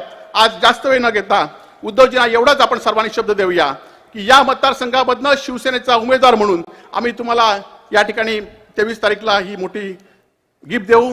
आज उद्धवजी आलेले आहेत. येणाऱ्या काळामध्ये उद्धवजींच्या नेतृत्वाखाली या राज्यामध्ये सरकार येईल आणि या सरकारमध्ये आपण सर्वजण या सिंधुदुर्ग जिल्ह्याचा कसा विकास या ठिकाणी करू. खरं तर आज निवडणुका सुरू झाल्या आहेत. राऊत साहेबांच्या वेळी सुद्धा प्रत्येक मतदाराला पैसे वाटण्याचं काम या ठिकाणी केलं. नंतर आम्हाला कळलं की हे पैसे छत्रपती शिवाजी महाराजांच्या पुतळ्यातील भ्रष्टाचाराचे होते. आज आमच्यावर आरोप का करतायत की आम्ही त्यावेळी पोचलो नसतो तर त्या ठिकाणी शिवाजी महाराजांचा पुतळा कशा पद्धतीने केला, तांब्याचे पैसे घेतल्याने लोखंडाचा पुतळा कसा केला, आपल्याला 26 लाख रुपये दिलेत म्हणून आपले अजूनही कैदीमध्ये आहे. एखाद्या साध्या वेल्डिंगवाल्याला अटक करण्याचं काम केलं. आणि जे छत्रपती शिवाजी महाराजांची अस्मिता जपू शकत नाहीत ते या महाराष्ट्रामध्ये राहू शकत नाहीत. त्यांना महाराष्ट्रातून हाकलण्याचं काम आपण सर्वांनी केलं पाहिजे एवढंच सांगतो. आणि खरं तर 2 उमेदवार तुमच्या पुढे आहेत. एक आमदार म्हणून मी गेले 10 वर्ष आपल्या सुखदुःखामध्ये सहभाग आहे. आज या जिल्ह्यात या मतदारसंघातील प्रत्येक विकासाची कामं मला माहिती आहेत, प्रत्येक प्रश्न मला माहिती आहेत. आणि तुमच्या समोर दुसरे उमेदवार आहेत, ते गेले 5 वर्ष खासदार होते, त्यांचे वडील केंद्रीय मंत्री होते, ते 2.5 वर्ष सत्तेत होते. त्यांनी काय कामं केली आणि मी किती कामं केलीत, मी तुमच्या सुखदुःखामध्ये सहभागी कसा झालो आणि ते किती झाले एवढाच तुम्ही विचार करा. आणि पुन्हा एकदा 2 नंबरला मशाल या चिन्हावर आपण बटन दाबा आणि मला निवडून द्या असं कळकळीचं आवाहन करतो. आणि हा वैभव नाईक तुमच्या आयुष्यभर ऋणी राहील एवढं आवाहन करून या ठिकाणी थांबतो. जय हिंद, जय महाराष्ट्र.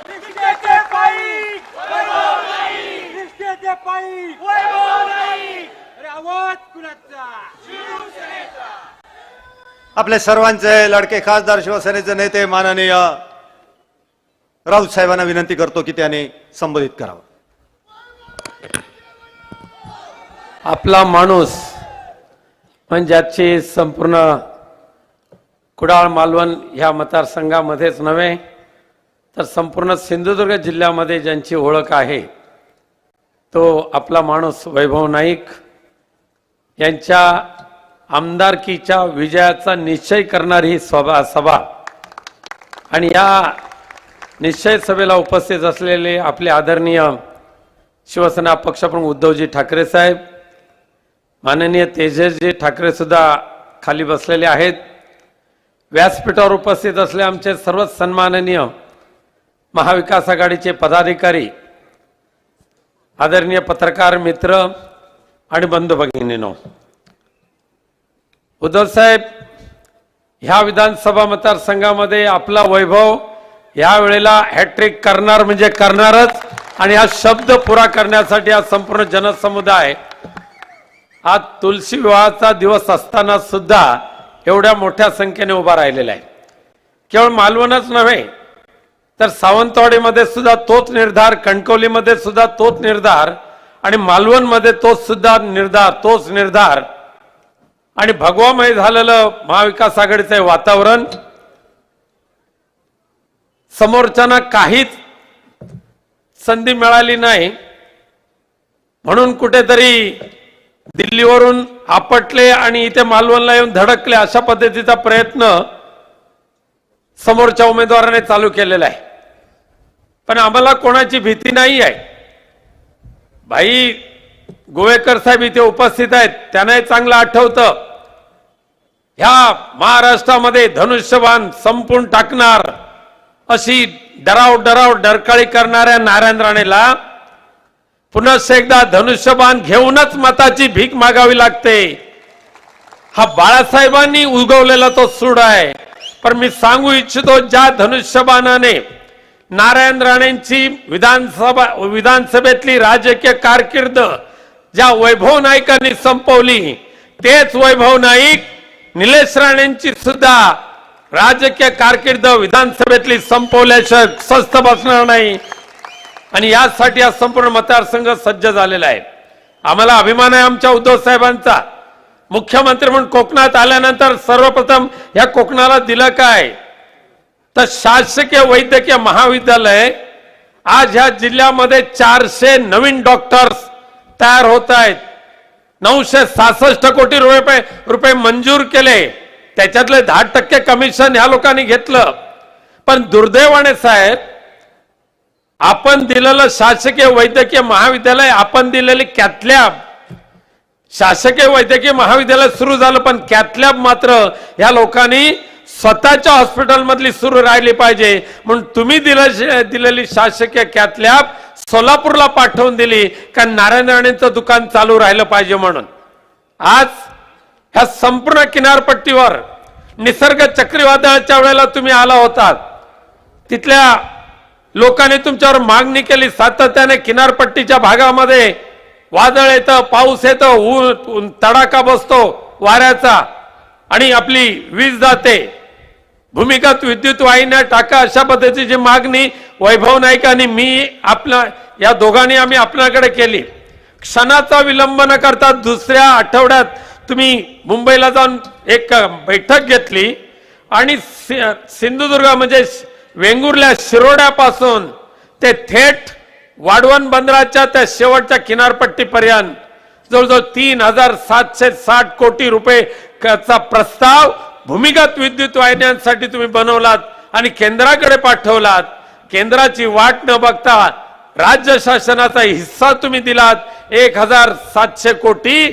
आणि आज मालवण सहित, देवगड सहित, रत्नागिरी सहित किनारपट्टी भागाच्या गावामध्ये भूमिगत विद्युत वाहिन्या टाकण्याचं काम चालू झालेलं आहे. केवळ आणि केवळ उद्धव साहेब तुमच्या कृपेमुळे हे आम्ही किनारपट्टीवासी कधी विसरणार नाही. महाराजांचा पुतळ्याची विटंबना ज्या नतद्रष्टांनी केली होय, त्यावेळेला सुद्धा मी एकटा खासदार होतो की मी सांगत होतो की एवढ्या घाई गडबडीने तुम्ही पुतळा उभा करू नका. एक पुतळा उभा करायचा झाला तर किमान 2 वर्ष लागतात. यांनी फक्त 2 महिन्यामध्ये 3 महिन्यामध्ये तो पुतळा उभा केला. माननीय पंतप्रधान 4 डिसेंबर रोजी नौदल दिनाच्या निमित्ताने मालवणला आले आणि पंतप्रधानांच्या हेलिपॅडवर 2.5 कोटी रुपये खर्च या पालकमंत्री रवींद्र चव्हाण यांनी केले. फक्त हेलिपॅड बनवण्यासाठी 3 हेलिपॅड बनवायला 2.5 कोटी रुपये. आणि त्यानंतर 4 डिसेंबरला माननीय पंतप्रधान आल्यानंतर आम्हाला असं वाटत होतं की सिंधुदुर्ग जिल्ह्याला खूप मोठं काहीतरी देतील, पर्यटनाला चालना देतील, विमानतळ आंतरराष्ट्रीय दर्जाचा चिपी विमानतळ करावा असं अपेक्षा आमची होती. मी निवेदन दिलं होतं.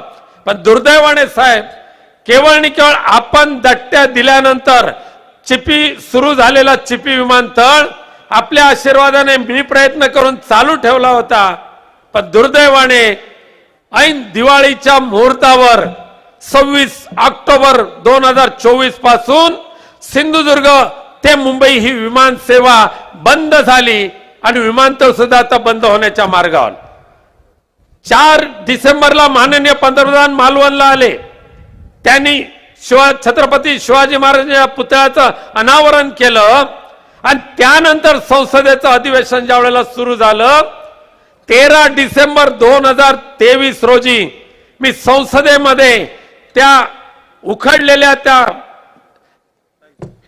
टाइल्स होत्या, लाद्या होत्या, त्याच्या फोटो सहित मी संसदेमध्ये शून्य प्रहारामध्ये हा मुद्दा उपस्थित केला आणि छत्रपतींच्या पुतळ्याला धोका निर्माण झालाय ही बाब मी त्या ठिकाणी निदर्शनास आणली अवघ्या 1 आठवड्यामध्ये. पण दुर्दैवाने माझं म्हणणं कोणी ऐकलं नाही आणि ह्या नतदष्ट राज्यकर्त्यांच्या भ्रष्टाचारी कारभारामुळे आमच्या छत्रपती शिवाजी महाराजांना अपमान सहन करावा लागला, अवहेलना सहन करावी लागली. पण त्या महाराजांच्या अपमानाचा सूड या विधानसभेच्या निवडणुकीमध्ये आपल्याला घ्यायचा आहे आणि त्यासाठी सर्वांना एकच विनंती, आपला वैभव म्हणजे आपला माणूस आणि त्या वैभव आमदार झाल्यानंतर त्यांचा वैभव नाईक आमदार म्हणजे आपण आमदार याचं मनामध्ये घट्ट बांधून मशाल चिन्हावरचं बटन दाबा आणि आपल्यालाच आमदार म्हणून निवडून द्या. धन्यवाद. जय हिंद, जय महाराष्ट्र. आणि यानंतर माननीय पक्षप्रमुख उद्धवजी ठाकरे साहेबांना स्वागत करतात आणि त्याबरोबर माईक समोर घ्यायचं आहे. बोलवा. मालवणचे पदाधिकारी उद्धव साहेबांचं पुष्पहार देऊन स्वागत करतायत.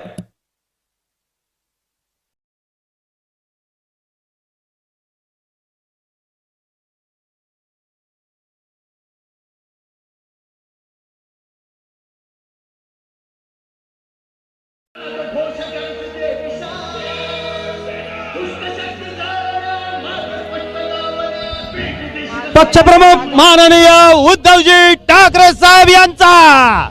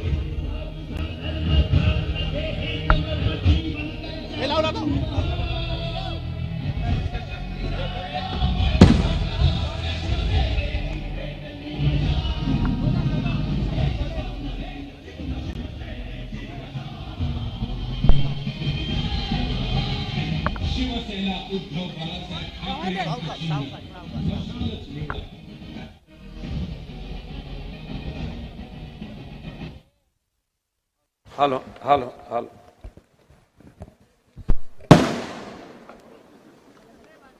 मी आदरणीय उद्धव साहेबांना विनंती करतो आपल्याला संबोधित करण्यासाठी.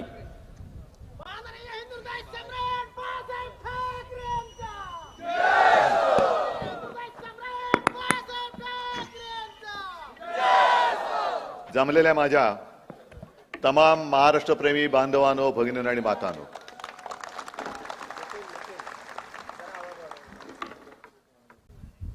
सर्वात आधी मी आपल्याला सर्वांना खास धन्यवाद देतोय, कारण आज तुळशीचं लग्न आहे. संध्याकाळची वेळ झाली तरी सुद्धा तुम्ही केवळ आणि केवळ शिवसेनेच्या प्रेमासाठी आपल्या सभेला आलात. तुम्हाला मी लाख लाख धन्यवाद देतोय.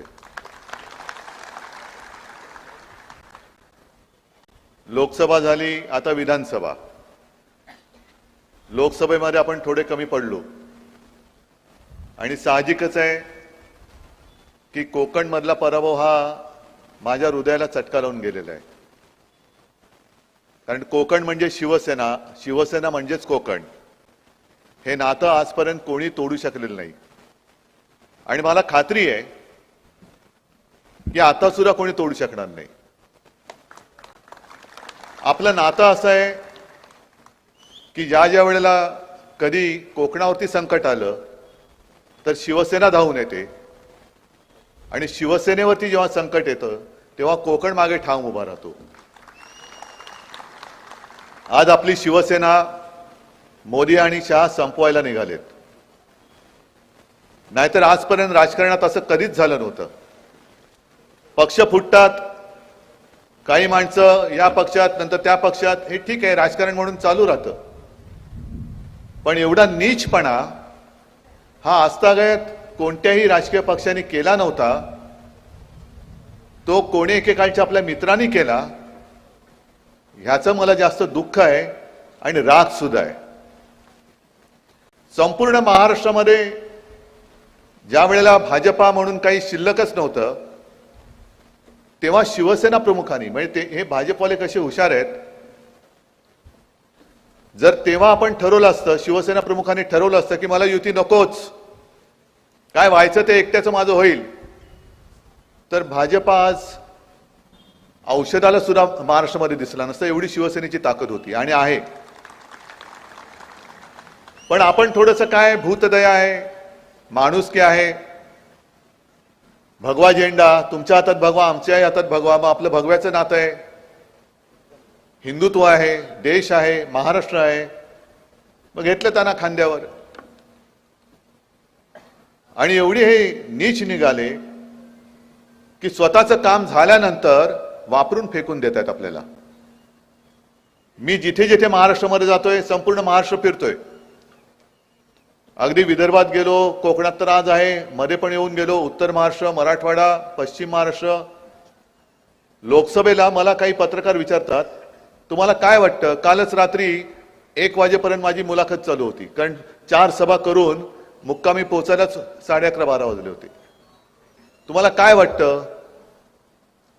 आणि मी त्यांना सांगितलं की विधानसभेचं वैशिष्ट्य असं ह्या की साधारणतः लोकसभेला जशी सभा होत होती तशी एका लोकसभेची सभा माझी एका विधानसभेला होते. प्रचंड मोठ्या सभा होत आहेत. म्हणजे मला असं बोलताना जाणवत नाही आता सुद्धा गर्दी कुठपर्यंत गेले. कालची बार्शीची सभा आपण पाहिली असाल, असं स्टेजवरनं काय अंदाजच येत नव्हता. मग त्यांना सांगितलं तर जरा मोबाईलचे टॉर्च लावा आणि ते कळलं, अरे बापरे कुठपर्यंत गेलेली ही गर्दी. म्हटलं हेच चित्र आहे. ते काय नुसते मोबाईलचे टॉर्च नाही पेटलेत, तर महाराष्ट्राच्या कानाकोपऱ्यात आता मशाली पेटलेल्या आहेत. शिवसेनेची मशाल पेटलेली आहे. आणि मला वैभव, मी आता वैभव अनेक वर्ष सोबत आहे, लहान आहे म्हणून हक्काने त्याला अरुतुरे बोलतो. वैभव, मला तुझा अभिमान आहे, कारण तुला सुद्धा 50 काय आणखीन खोके मिळाले असते, पण तू हटला नाहीस, वाकला नाहीस, बदला नाहीस. आणि मुख्य म्हणजे मेंढ्यांप्रमाणे मोदी शहांचा लाचार झाला नाहीस. मला तुझा अभिमान आहे.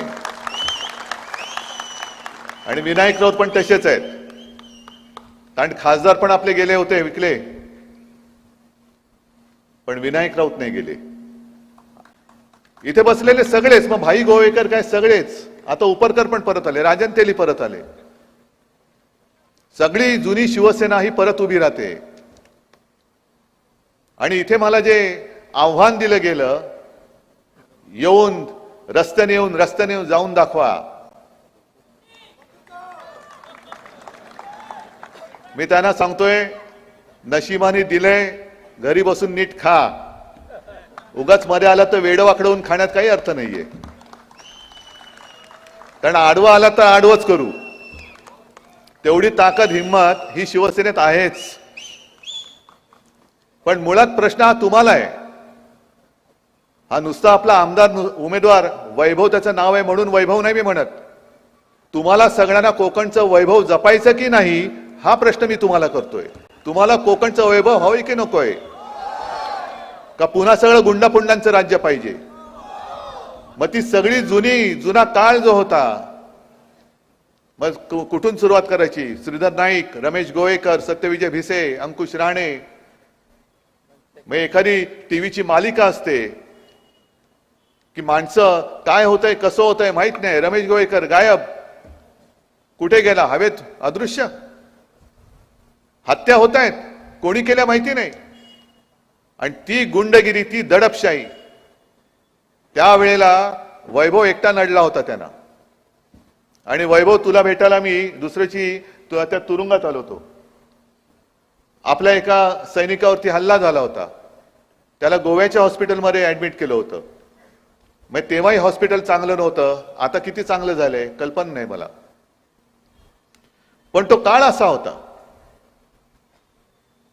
आणि उपरकर तुम्ही जेव्हा उभे होतात तेव्हा मी 10 दिवस इकडे राहिलो होतो. संपूर्ण मतदारसंघ जो तेव्हाचा होता तो पिंजून काढला होता. आणि तेही दिवस मला आठवत आहेत की मी जिथे जायचो लोक गर्दी करायची, पण गर्दीमध्ये एक व्यक्ती मला येऊन भेटली. मी गाडीत बसलो, तो आला माणूस, तरुण होता. मला म्हणाले, साहेब काय खास तुमच्या कोकणी भाषेत बोलला तो, तुमच्या ती कोकणाची एक वेगळी गंमत आहे भाषेची, बोलण्याची. आणि त्यांनी मला सांगितलं की आता तुम्ही सगळे आलात ठीक आहे, पण तुम्ही बघितलं ना आमची घरं कशी, एक तिकडे एक तिकडे एक इकडे इकडे सगळं असं विखुरलेलं आहे. संध्याकाळ झाली, सूर्यास्त झाला की इकडे चिडी चिप सगळा काळोख असतो. ही 2005ची गोष्ट आहे. आज तुम्ही सगळेजण आला, आम्हाला बरं वाटलं. निवडणूक झाल्यानंतर तुम्ही गेल्यानंतर आम्ही इकडे एकटे राहणार आहोत. आणि यांची दहशत एवढी आहे, आमच्या मुली बाळी रात्री अपरात्री किंवा संध्याकाळच्या वेळेला एकट्या येणं जाणं करायचं म्हटलं तर हे काय करतील सांगता येत नाही. तेव्हा तुम्ही म्हणे एक कोणतरी माणूस असा द्या की जो आमच्या सोबत आम्ही कधी हाक मारली तर तो धावून येईल असा माणूस द्या. आणि ती परिस्थिती बघितल्यानंतर ते आव्हान विनायक राऊत यांनी स्वीकारलं. येऊन राहिले, तुम्ही खासदार म्हणून निवडून दिलं. या वेळेला नेमकं काय कुठे चुकलं हा विचार माझ्यापेक्षा आपण सगळ्यांनी केला पाहिजे. की नको तो धोंडा पुन्हा का उरावरती घेतलात? पुन्हा तुम्हाला दादागिरी गुंडगिरी. म्हणजे मला मोदींना मी मगाच्या सभेत सुद्धा बोललो की मोदींना इकडे मुद्दामून प्रचाराला बोलवायचंय, याच इकडे या व्यासपीठावरती बोलू आपण. या चॅनल मधनं मी त्यांना आमंत्रण देतोय, मोदीजी जरा आप यहां आइए. कारण तुम्ही जो लोकसभा निवडणुकीमध्ये कंठशोष करत होता, परिवारवाद परिवारवाद घराणेशाही, म्हणजे शिवसेना प्रमुखांनंतर शिवसेना प्रमुखांच्या पुत्राने जर शिवसेना त्यांनी शिवसेना प्रमुखाने मला दिली, मोदीजी तुमचं काय जातंय, कोण आहात तुम्ही? हा पक्ष हा माझ्या वडिलांनी स्थापन केलाय. तेव्हा तुम्ही कुठे होतात? हिमालयात होतात का विंध्य पर्वतात होतात मला नाही माहिती. पण हा शिवसेना हा पक्ष, शिवसेनेने जो जन्म घेतला तो मुंबईमध्ये जेव्हा मराठी माणसावरती अन्याय होत होता तेव्हा भूमिपुत्रांना न्याय देण्यासाठी, मराठी माणसांच्या न्याय हक्कासाठी म्हणून शिवसेना प्रमुखांनी ही शिवसेना स्थापन केली. आणि तिचं नेतृत्व जर शिवसैनिकांनी माझ्याकडे दिलं असेल, शिवसेना प्रमुखांनी त्याला संमती दिली असेल, तर तुम्ही चोंबडेपणा करणारे कोण? मग तुम्हाला शिवसेना प्रमुखांची घराणेशाही चालत नाही. परिवारवाद परिवारवाद. मग इकडे तुम्ही जे काही करता आहात, बाप डोक्यावर आणि पोरं खांद्यावर. म्हणजे डोक्यावरती बाप बसलाय, या खांद्यावर एक कार्ट, दुसऱ्या खांद्यावर दुसरा कार्ट. इसको क्या कहेंगे? म्हणजे तुम्हाला हिंदुत्व मानणारी, तुम्हाला संकटात साथ देणारी शिवसेना आणि शिवसेना प्रमुख, त्या शिवसेना प्रमुखांची घराणेशाही नाही चालत. पण माझ्या कोकणावरती गुंडागर्दी करणारे, जोर जबरदस्ती करणारी घराणेशाही चालते. एवढे तुम्ही खाली उतरलात, मग कशाला तुम्ही बसलात तिकडे? हे आमचं हिंदुत्व नाहीये. मी जसं प्रत्येक सभेत सांगतो तसं याही सभेत सांगतो की मी भाजपला लाथ घातले, हिंदुत्व नाही सोडलं आणि कदापि सोडू शकत नाही, मी सोडणार नाही. आणि परत मी मुद्दामून त्यांना सांगतो, कारण त्यांचं तेच टायर सुरू आहे अजूनही, की हे काँग्रेस के साथ गए आहेत ना. काँग्रेस माझ्या सोबत आहे, राष्ट्रवादी माझ्या सोबत आहे, अनेक मित्रपक्ष आमच्या सोबत आहे, कारण तुमची हुकुमशाही गाडायला म्हणून आम्ही एकत्र आलेलो आहोत. आम्हाला हुकुमशाही नकोय, आम्हाला शिवशाही पाहिजे, म्हणून आम्ही एकत्र आलेलो आहोत. म्हणजे आम्ही काँग्रेस सोबत गेलो तर लगेच यांनी हिंदुत्व सोडलं. मग मी त्याने जे काय प्रश्न विचारतो, मग तुम्हाला वाटेल उद्धव ठाकरे तुम्ही काय बोलताय, कोकणात आले आणि काश्मीरचं काय बोलताय, मुद्दामून बोलतोय. कारण अमित शहा येत आहेत, आज पण आले होते, नरेंद्र मोदी येत आहेत. काल तर मोदी उतरणार होते सोलापूरला, माझं हेलिकॉप्टर होतं कुठे, औसा. मोदी लँड होत नाही तोपर्यंत तुमचं हेलिकॉप्टर उडणार नाही. अरे वा रे वा. पंतप्रधान म्हणून जर का रुबाब दाखवायचा असेल तर पंतप्रधानांसारखे वागा. जेव्हा तुम्ही पंतप्रधान पदाची शपथ घेतली तेव्हा सर्वांशी सारखं आम्ही वागू ही शपथ तुम्ही घेतली, जशी मी मुख्यमंत्री म्हणून शपथ घेतली होती. आणि माझ्या 2.5 वर्षाच्या काळात मी कोणी सांगावं मी भेदभाव केला आणि भेदभावाने मी वागलो, कोणी सांगावं, कारण ती घटनेची शपथ आहे.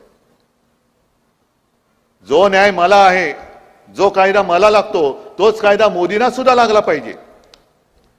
आणि जर पंतप्रधान तुम्ही असाल तर कोणत्याही एका पक्षाच्या उमेदवाराच्या प्रचाराला देशाचा पंतप्रधान येता कामा नये, हे सुद्धा आता कायदा करायला पाहिजे. कारण जशी तुमच्यासाठी भाड्याने आणलेली माणसं गरीब माणसं होती, त्यांचा काही दोष नाही, ही थांबली होती, तशीच माझ्यासाठी सुद्धा माझी जीवाभावाची माणसं ही थांबतात.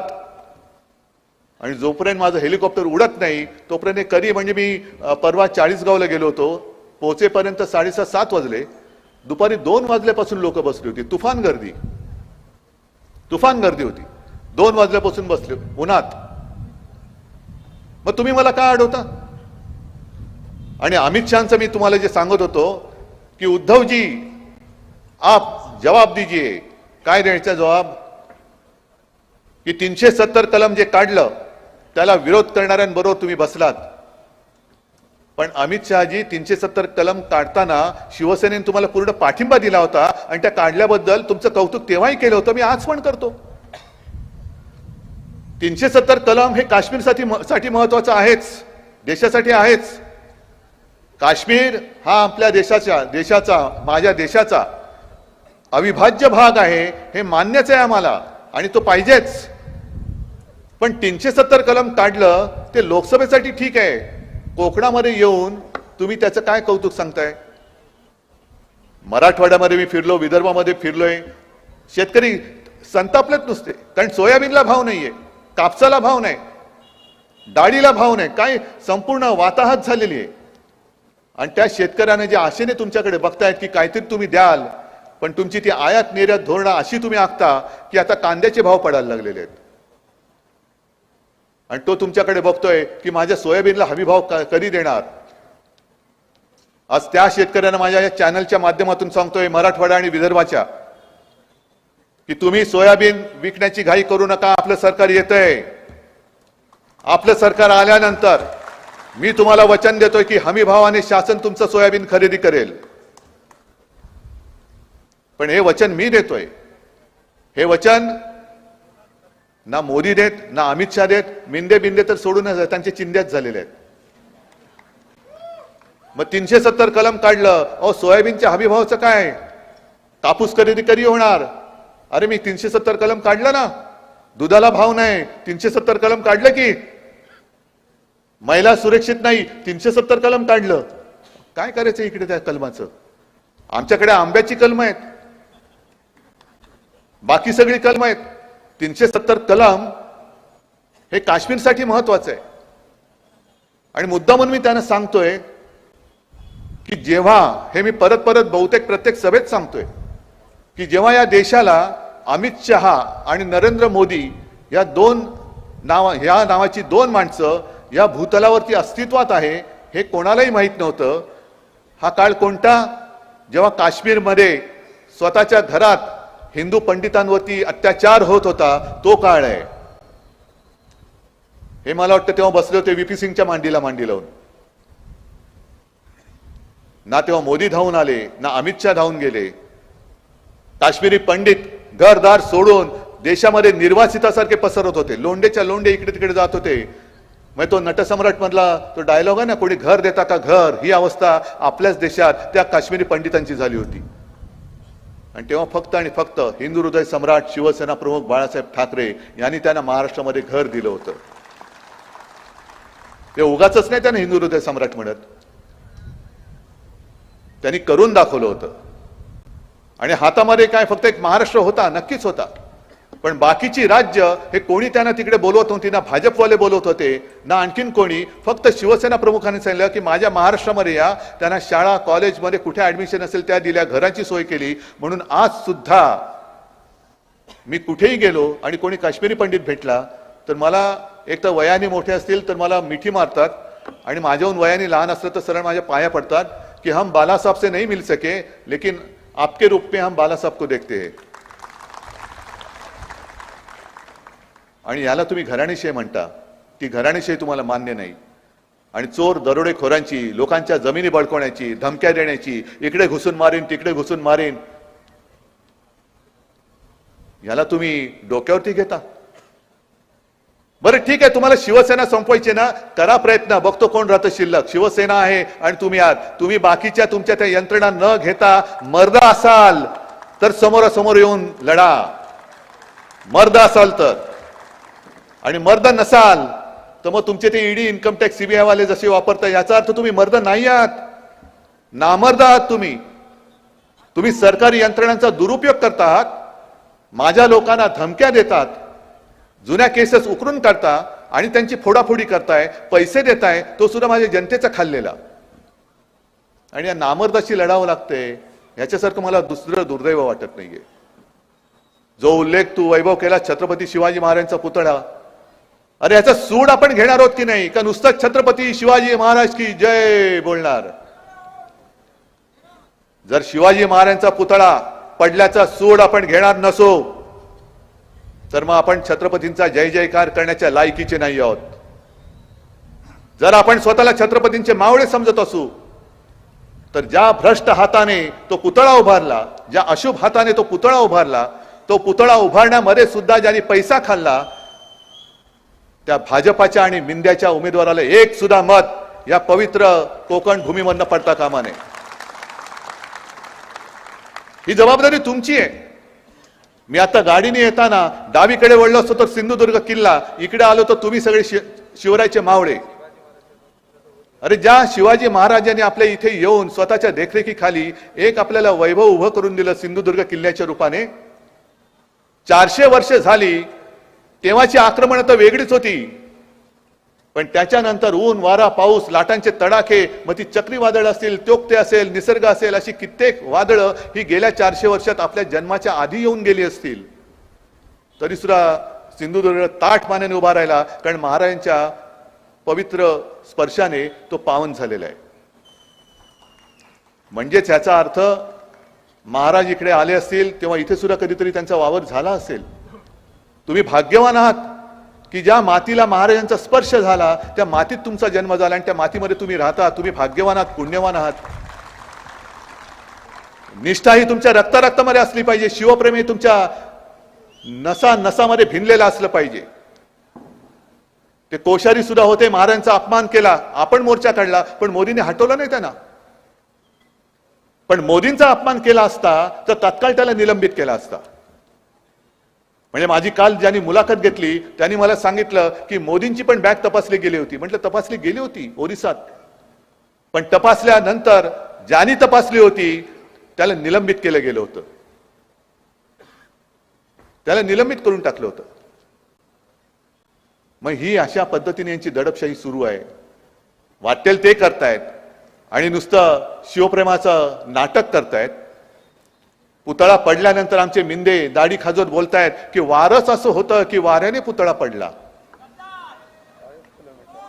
अरे मिंद्या, तुझी दाढी नाही फडफडली? हा, वाऱ्याने दाढी नाही हल्ली, पुतळा पडला? काय लाज लज्जा शरम काय आहे की नाही? आणि आज सावंतवाडीतून मी आलो, सावंतवाडी मधले दुसरे ते आपले खाली मुंडी पाताळ ढुंडी, नजर त्यांची कोल्ह्याची आहे. बघा तुम्ही, असे करून बघतात, बोलतात. त्यांनी आणखीन तारे तोडले. म्हणजे वाईटातून काहीतरी चांगलं होईल. खरंच मी त्यावेळेला जे आपण मोर्चा काढला आणि जोडे मारा, ते जोडे मारा म्हटल्यानंतर यांना जोड्याने मारायचं नाही तर दुसरं काय करायचं? महाराजांच्या म्हणजे आपल्या दैवताचा पुतळा पडतोय आणि म्हणतो वाईट झालं, पण त्यातनं काहीतरी चांगलं होईल. नाही, चांगलं जरूर होईल, पण ते पुतळा पडला म्हणून नाही, केसरकर पडेल तेव्हा चांगलं होईल. इथे सुद्धा इकडे आणि पलीकडे 2 चिल्ली पिल्ली पडतील तेव्हा कोकणचं चांगलं होईल. म्हणजे त्यांच्यासाठी वाईट होईल, पण कोकणासाठी चांगलं होईल. आणि मी करून दाखवीन कोकणाचं चांगलं. मी आहे, मी देतोय तुम्हाला वचन. उण्यापुऱ्या 2.5 वर्षाच्या काळामध्ये कोरोनाचा काळ असा भयानक होता की अनेक जण, म्हणजे तो काळ मला आठवला तरी अंगावरती शहारा येतो. रात्री अपरात्री कधी मुख्य सचिवांचा फोन वाजला की बापरे भयानक काय होतंय आणि काय नाही. एकदा तर सकाळी मुंबई महापालिका आयुक्तांचा फोन आला आणि अक्षरशः ते फोनवरती रडायचं बाकी होते. म्हटलं काय झालं? कारण मला माहिती मिळालेली होती. म्हणाले साहेब कालची रात्र ही काळरात्र होती. म्हटलं काय झालं? ते म्हणाले आपल्याकडे अचानक मला कळलं की एका हॉस्पिटलमध्ये साधारणतः 150 रुग्ण आहेत आणि ऑक्सिजनचा पुरवठा संपत आला. मग काय? म्हटलं करायचं काय? ते म्हणाले एवढी आपली तारांबळ उडाली. सुदैवाने आजूबाजूच्या हॉस्पिटलमध्ये सोय होती, कारण बेड तुडुंब भरलेले होते. सगळेच्या सगळे रुग्ण आपण कोणी न दगावता आपण हलवू शकलो. आता ते सुरक्षित आहे. नाही तर कालची रात्र ही फार वाईट रात्र होती. हे कोणाला तेव्हा मिंदेला माहिती पण नाही. झोपला असेल किंवा बसला असेल त्या देवेंद्र बरोबर गुटरगू करत. ही सगळी रात्री अपरात्री आपल्या शासकीय यंत्रणेने काम केलं. तुम्ही सगळ्यांनी सहकार्य केलं. आणि आता हे टिकोजीराव गद्दारी करून तिकडे गेलेत आणि म्हणतात 2.5 वर्षात तुम्ही काय केलं? अरे नसतं केलं तर तू वाचला नसतास, वाचलाच नसता तू. आणि अजूनही सुधरत नाहीये. आरोग्य व्यवस्था त्या आणीबाणीच्या काळात सुद्धा, आणीबाणी म्हणजे कोरोनाची जी आपण वाढवली होती, एका गोष्टीचं मला नक्कीच समाधान आहे की जगामध्ये चीननी 15 दिवसामध्ये फील्ड हॉस्पिटल उभं करून दाखवलं. आणि त्याच्यानंतर अख्ख्या जगामध्ये आपली मुंबई असेल जिनी 15 ते 17 दिवसात दुसरं फील्ड हॉस्पिटल उभं करून दाखवलं. म्हणजे आपण कुठेही कमी पडलो नाही. परदेशामध्ये कोणी नंतर काय केलं असेल माझ्या तरी ऐकूयात नाहीये, पण महाराष्ट्राच्या बाहेर दुसऱ्या राज्याने, एकाही राज्याने फील्ड हॉस्पिटल आपण जसं केलं होतं बीकेसी मध्ये आणि इतरत्र, तसं उभं केल्याचं मी सुद्धा ऐकलं नाही किंवा वाचलेलं नाहीये. आपण टास्क फोर्स नेमला. कुठे ऑक्सिजन कमी पडू दिले नाही, औषधं कुठे कमी पडू दिली नाही, डॉक्टरांची कुठे हेळसांड होऊन दिली नाही. आणि करोनाचं संकट सगळं फोफावलं असताना गुजरातमध्ये आणि उत्तर प्रदेशमध्ये अजूनही ते फोटो तुम्हाला मिळतील, सार्वजनिक चिता पेटल्या होत्या. भयानक होतं दृश्य. पण तुम्ही सगळ्यांनी सहकार्य केलं म्हणून आपण महाराष्ट्र वाचवू शकलो. महाराष्ट्र वाचवला म्हणजे तेव्हा जे काही सर्वे येत होते, उद्धव ठाकरे नंबर 1 मुख्यमंत्री. नाही, पण हा सन्मान माझा नव्हता, हा सन्मान तुमचा होता. उद्धव ठाकरे फक्त चेहरा होता. कारण तुम्ही जर मी जे सांगत गेलो होतो ते तुम्ही ऐकलं नसतं तर मी महाराष्ट्र काही करू शकत नव्हतो. पण मला अभिमान याचा आहे की एखाद्या कुटुंबा प्रमुखाप्रमाणे तुम्ही जे मी सांगत गेलो, घरी राहता तुम्ही घरी राहिलात, लॉकडाऊन तर लॉकडाऊन. आणि तेव्हा भाजपवाल्याने तेव्हा होते ना महामहिम कोश्यारी, काय म्हणजे करोनाच्या काळात सुद्धा पैसे खात होते. आणि मला पत्र लिहिलं होतं की तुम्ही, माझ्याकडे काही माणसांनी पत्र दिलेले आहे, ती पत्र मी तुम्हाला देतो आहे, तुम्ही ताबडतोब सर्व प्रार्थना स्थळ उघडा. आणि तुम्हाला असा काही साक्षात्कार होतो का वगैरे वगैरे वगैरे लिहिलं होतं. मग म्हटलं कोणी एवढी लोक भेटले तरी कोण? तर इनमिन 3 माणसं, आणि ते तिन्हीच्या तिन्ही भाजपडे. तिथे सुद्धा तुम्ही घोळ घालत होतात. तिथे सुद्धा तुम्हाला सगळं उघडं करून महाराष्ट्राचा गुजरात किंवा उत्तर प्रदेश तिकडे करायचा होता. करोनाने बळी गेले तरी चालतील, पण सगळं उघडा. ही अशी घाणेरडी नीच औलाद आणि ही आपल्यावरती राज्य करते. अमित शहानी जे आज दुपारी भाषणामध्ये बोलले की उद्धव ठाकरे म्हणजे आपल्या सरकारने विकासाला स्थगिती दिली. मी विकासाला नव्हती स्थगिती दिली, मी स्थगिती नाही, मी बंदी आणली होती आणि माझं सरकार आल्यानंतर मी परत बंदी आणीन. महाराष्ट्रातून एक सुद्धा उद्योग मी गुजरातला जाऊ देणार नाही म्हणजे नाही. अमित शहा आज लिहून ठेवा, तुम्ही आज लिहून ठेवा की ज्या क्षणी महाविकास आघाडीचं सरकार येईल तेव्हा तुम्हाला लुटारू न तुम्हाला महाराष्ट्राचा उद्योग मी गुजरातमध्ये नेऊ देणार नाही. तुम्ही महाराष्ट्राचं वैभव लुटताय, महाराष्ट्राची विल्हेवाट लावताय. महाराष्ट्रात येणारे आणि होते ते उद्योग सगळेच्या सगळे तुम्ही गुजरातला नेताय. गुजरात गुजरात हे गुजरात हे गुजरात. वेदांत फॉक्सॉन गुजरातला नेला, टाटा एअरबस गुजरातला नेला, मेडिकल डिव्हाइस पार्क गुजरातला नेला. हे सगळे चांगले उद्योग हे गुजरातला नेत आहेत आणि विनाशकारी रिफायनरी ही माझ्या निसर्ग संपन्न कोकणाच्या मातीवर मारताय. रिफायनरी घेऊन जा गुजरातला, पण माझा टाटा एअरबस मला परत द्या. म्हणून मी मागे जे बोललो होतो ना, राख रांगोळी, आमच्या नशिबात राख आणि गुजरातच्या नशिबात रांगोळी घालताय तुम्ही. गुजरात बद्दल मला काही आकस नाहीये ना, गुजराती लोकांबद्दल मला आकस आहे. इथे आलेत, पिढ्याना पिढ्या राहत आहेत, शतकानुशतके राहत आहेत. मग त्यांना सुद्धा मी सांगतोय, अरे तुमचं आणि आमचं नातं हे तुम्ही दुधात साखर मिसळल्यासारखे जर विरघळून गेलो असू तर मोदींचा मिठाचा खडा त्याच्यामध्ये का टाकायला देताय तुम्ही. आणि मोदी आणि शहाना सुद्धा सांगतोय की तुम्ही आज आहात उद्या नाहीत, पण आज महाराष्ट्र आणि गुजरात आणि संपूर्ण देश अशी जी काय तुम्ही भिंत बांधतायत, तुम्ही गेल्यानंतर सुद्धा ती जर्मनीची भिंत होती ना, तशी भिंत तुम्ही या देशात आणि गुजरातमध्ये बांधून जाता, हे लक्षात ठेवा. ही भिंत म्हणजे अंबुजा सिमेंटचं ऑफिस सुद्धा गुजरातला घेऊन गेले. काय नेमकं या कोकणासाठी केलं काय. आणि आज मला जे इकडेचे खासदार दुर्दैवाने झालेले हे मला आव्हान देत आहेत, अरे महाराष्ट्राचं रक्त तुझ्या अंगामध्ये असेल तर महाराष्ट्र लुटणाऱ्यांच्या विरोधात तू उभा राहा. मला काय आव्हान देतोस. मी उभा आहे, महाराष्ट्र लुटारू आणि महाराष्ट्राच्या मध्ये मी उभा आहे. काय आणि आपलं सरकार पाडलं. मी तुम्हाला एक साधी गोष्ट सांगतो, सगळ्यांना हल्ली सांगतोय. आता जर का तुम्ही विधिमंडळाकडे पाहिलं तर मुख्यमंत्री हा शिवसेनेतनं चोरलेला, दोन्ही सभागृहाचे अध्यक्ष सभापती हे शिवसेनेतनं चोरलेले, दोन्ही सभागृहाचे विरोधी पक्ष नेते एक तर आपलेच अंबादास दानवे आहेत, पण दुसरा विजय वडेट्टीवार हा सुद्धा ओरिजिनल शिवसैनिक. अर्ध्याहून अधिक मंत्री हे आपले शिवसेनेचे गद्दार. आमदार सुद्धा जे नेले ते शिवसेनेचे. म्हणजे तुम्हाला शिवसेनेची शक्ती पाहिजे पण उद्धव ठाकरे नको. कारण तुम्हाला माहिती आहे की महाराष्ट्र लुटायला न देणारा एकच माणूस आहे, तो म्हणजे उद्धव बाळासाहेब ठाकरे. आणि आज तुम्ही सगळेजण इकडे जमलेला आहात. आपला वचननामा तुमच्यापर्यंत पोहोचलेला असेलच. पोहोचलाय ना का परत बोलू. परत बोलण्याची गरज आहे. कारण मला बरेच जण सांगतात की आपला वचननामा पोहोचवा सगळ्यांकडे. म्हटलं पोहोचवायचा तो पोहोचवलेलाच आहे. आपण 5 जीवनावश्यक वस्तूंचे भाव स्थिर ठेवणारे तुम्हाला कळलेलं आहे. कळलंय ना. मुलींप्रमाणे मुलांना सुद्धा मोफत शिक्षण देणार हे सुद्धा तुम्हाला कळलेलं आहे. अनेक गोष्टी कळलेल्या आहेत. पण मुद्दामून एक मुद्दा स्पष्ट करतो, मुलींप्रमाणे मुलांना शिक्षण का मोफत देणार आहे. मी 3-4 दिवसापूर्वी युट्यूबवरती एक क्लिप पाहिली. राजदीप सरदेसाई जे ज्येष्ठ पत्रकार आहेत त्यांनीच मला पाठवली, त्यांनीच ती केलेली आहे. अमरावतीमध्ये ते एका घरी गेले होते, ज्या घरामध्ये एका शेतकऱ्याने आत्महत्या केली. मग त्यांच्या घरी ते गेले. दुर्दैवाने जिचं कुंकू पुसलं गेलं ती आपली बहीण तिकडे बसली होती. ज्याने आत्महत्या केली तो 47 वर्षाचा शेतकरी होता.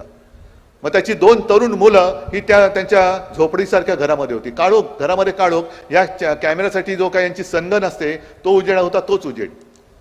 आणि मग राजदीप सरदेसाईंनी त्यांना विचारलं, ताई तुमचं नाव काय. मुलांना विचारलं तुमचं नाव काय, किती कर्ज होतं. ते म्हणले 1.25 लाख कर्ज होतं.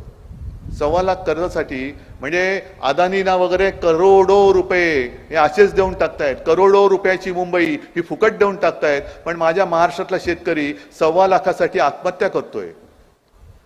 मग त्या दुसऱ्या जो लहान मुलगा होता, लहान म्हणजे असेल एक 14-16 वर्षाचा वगैरे असेल, त्याला विचारलं तू काय करतो, शाळेत जातो का.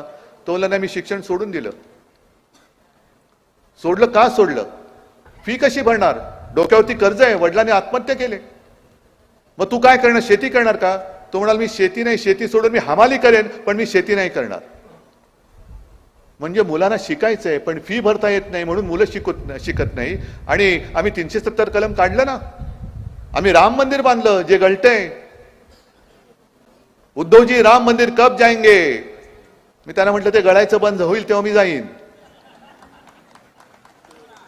पण पैसे नाहीत म्हणून मुलं शिक्षण सोडताय आणि तुम्ही फक्त 1500 रुपयावरती या आमच्या माता भगिनींची थट्टा करताय. 1500 रुपयामध्ये मुलाची फी भरू शकतात का? डोक्यावरचं कर्ज फिटू शकतं का? घरदार चालू शकतं का? आज मराठवाड्यात आणि विदर्भामध्ये अशी परिस्थिती आहे की मुलांची लग्न होत नाही, कोण मुली द्यायला तयार नाही, कारण शेतकऱ्याला कोण मुलगीच देत नाहीये. आपला अन्नदाता, अख्खं जग ज्याच्यासाठी चालतं, 2 घासासाठी जग चालतं आणि तो 2 घास देणारा तडफडतोय, मरतोय. म्हणजे तो आपल्याला जगवतो पण आपण त्याला जगू शकत नाही. काय कोणता कारभार चाललाय? कशासाठी मोदीजी तुम्हाला मत द्यायचं? कशासाठी मिंद्याला मत द्यायचं? कशासाठी फडणवीसला द्यायचं? कशाला अजित पवारांना द्यायचं? हे खोके घेऊन बसलेत, खोकेच्या खोके बोके नुसते माजलेत. आणि म्हणून मी तुमच्याकडे आलेलो आहे, हक्काने तुमच्यासाठी आलेलो आहे की आज केवळ शिवसेना अडचणीत नाहीये, आज तुम्ही सुद्धा अडचणीत आहात. आज आपला महाराष्ट्र अडचणीत आहे. म्हणून मला तुमची मदत पाहिजे, म्हणून मला तुमचे आशीर्वाद पाहिजे, म्हणून मला तुमची साथ पाहिजे. आणि मी तुमच्या दरबारात हक्क मागायला आलेलो आहे, हक्काने न्याय मागायला आलेलो आहे, आशीर्वाद मागायला आलेलो आहे. हा वैभव नुसता वैभव नाही, वैभवच्या बरोबर मी उभा आहे. पलीकडे राजन तेली सोबत मी आहे, तिकडे संदेश सोबत मी उभा आहे. सगळीकडे संपूर्ण कोकण राजन आहे, बाळमाने आहेत, सगळीकडेच. हे मत हे केवळ एका उमेदवाराला नाही, हे मत तुमच्या भविष्याला देताय तुम्ही. आणि म्हणून मी एवढंच सांगतोय की कोकणचं वैभव कायम राखायचं असेल तर तुम्हाला भगव्याशिवाय आणि मशालीशिवाय दुसरा पर्याय नाही.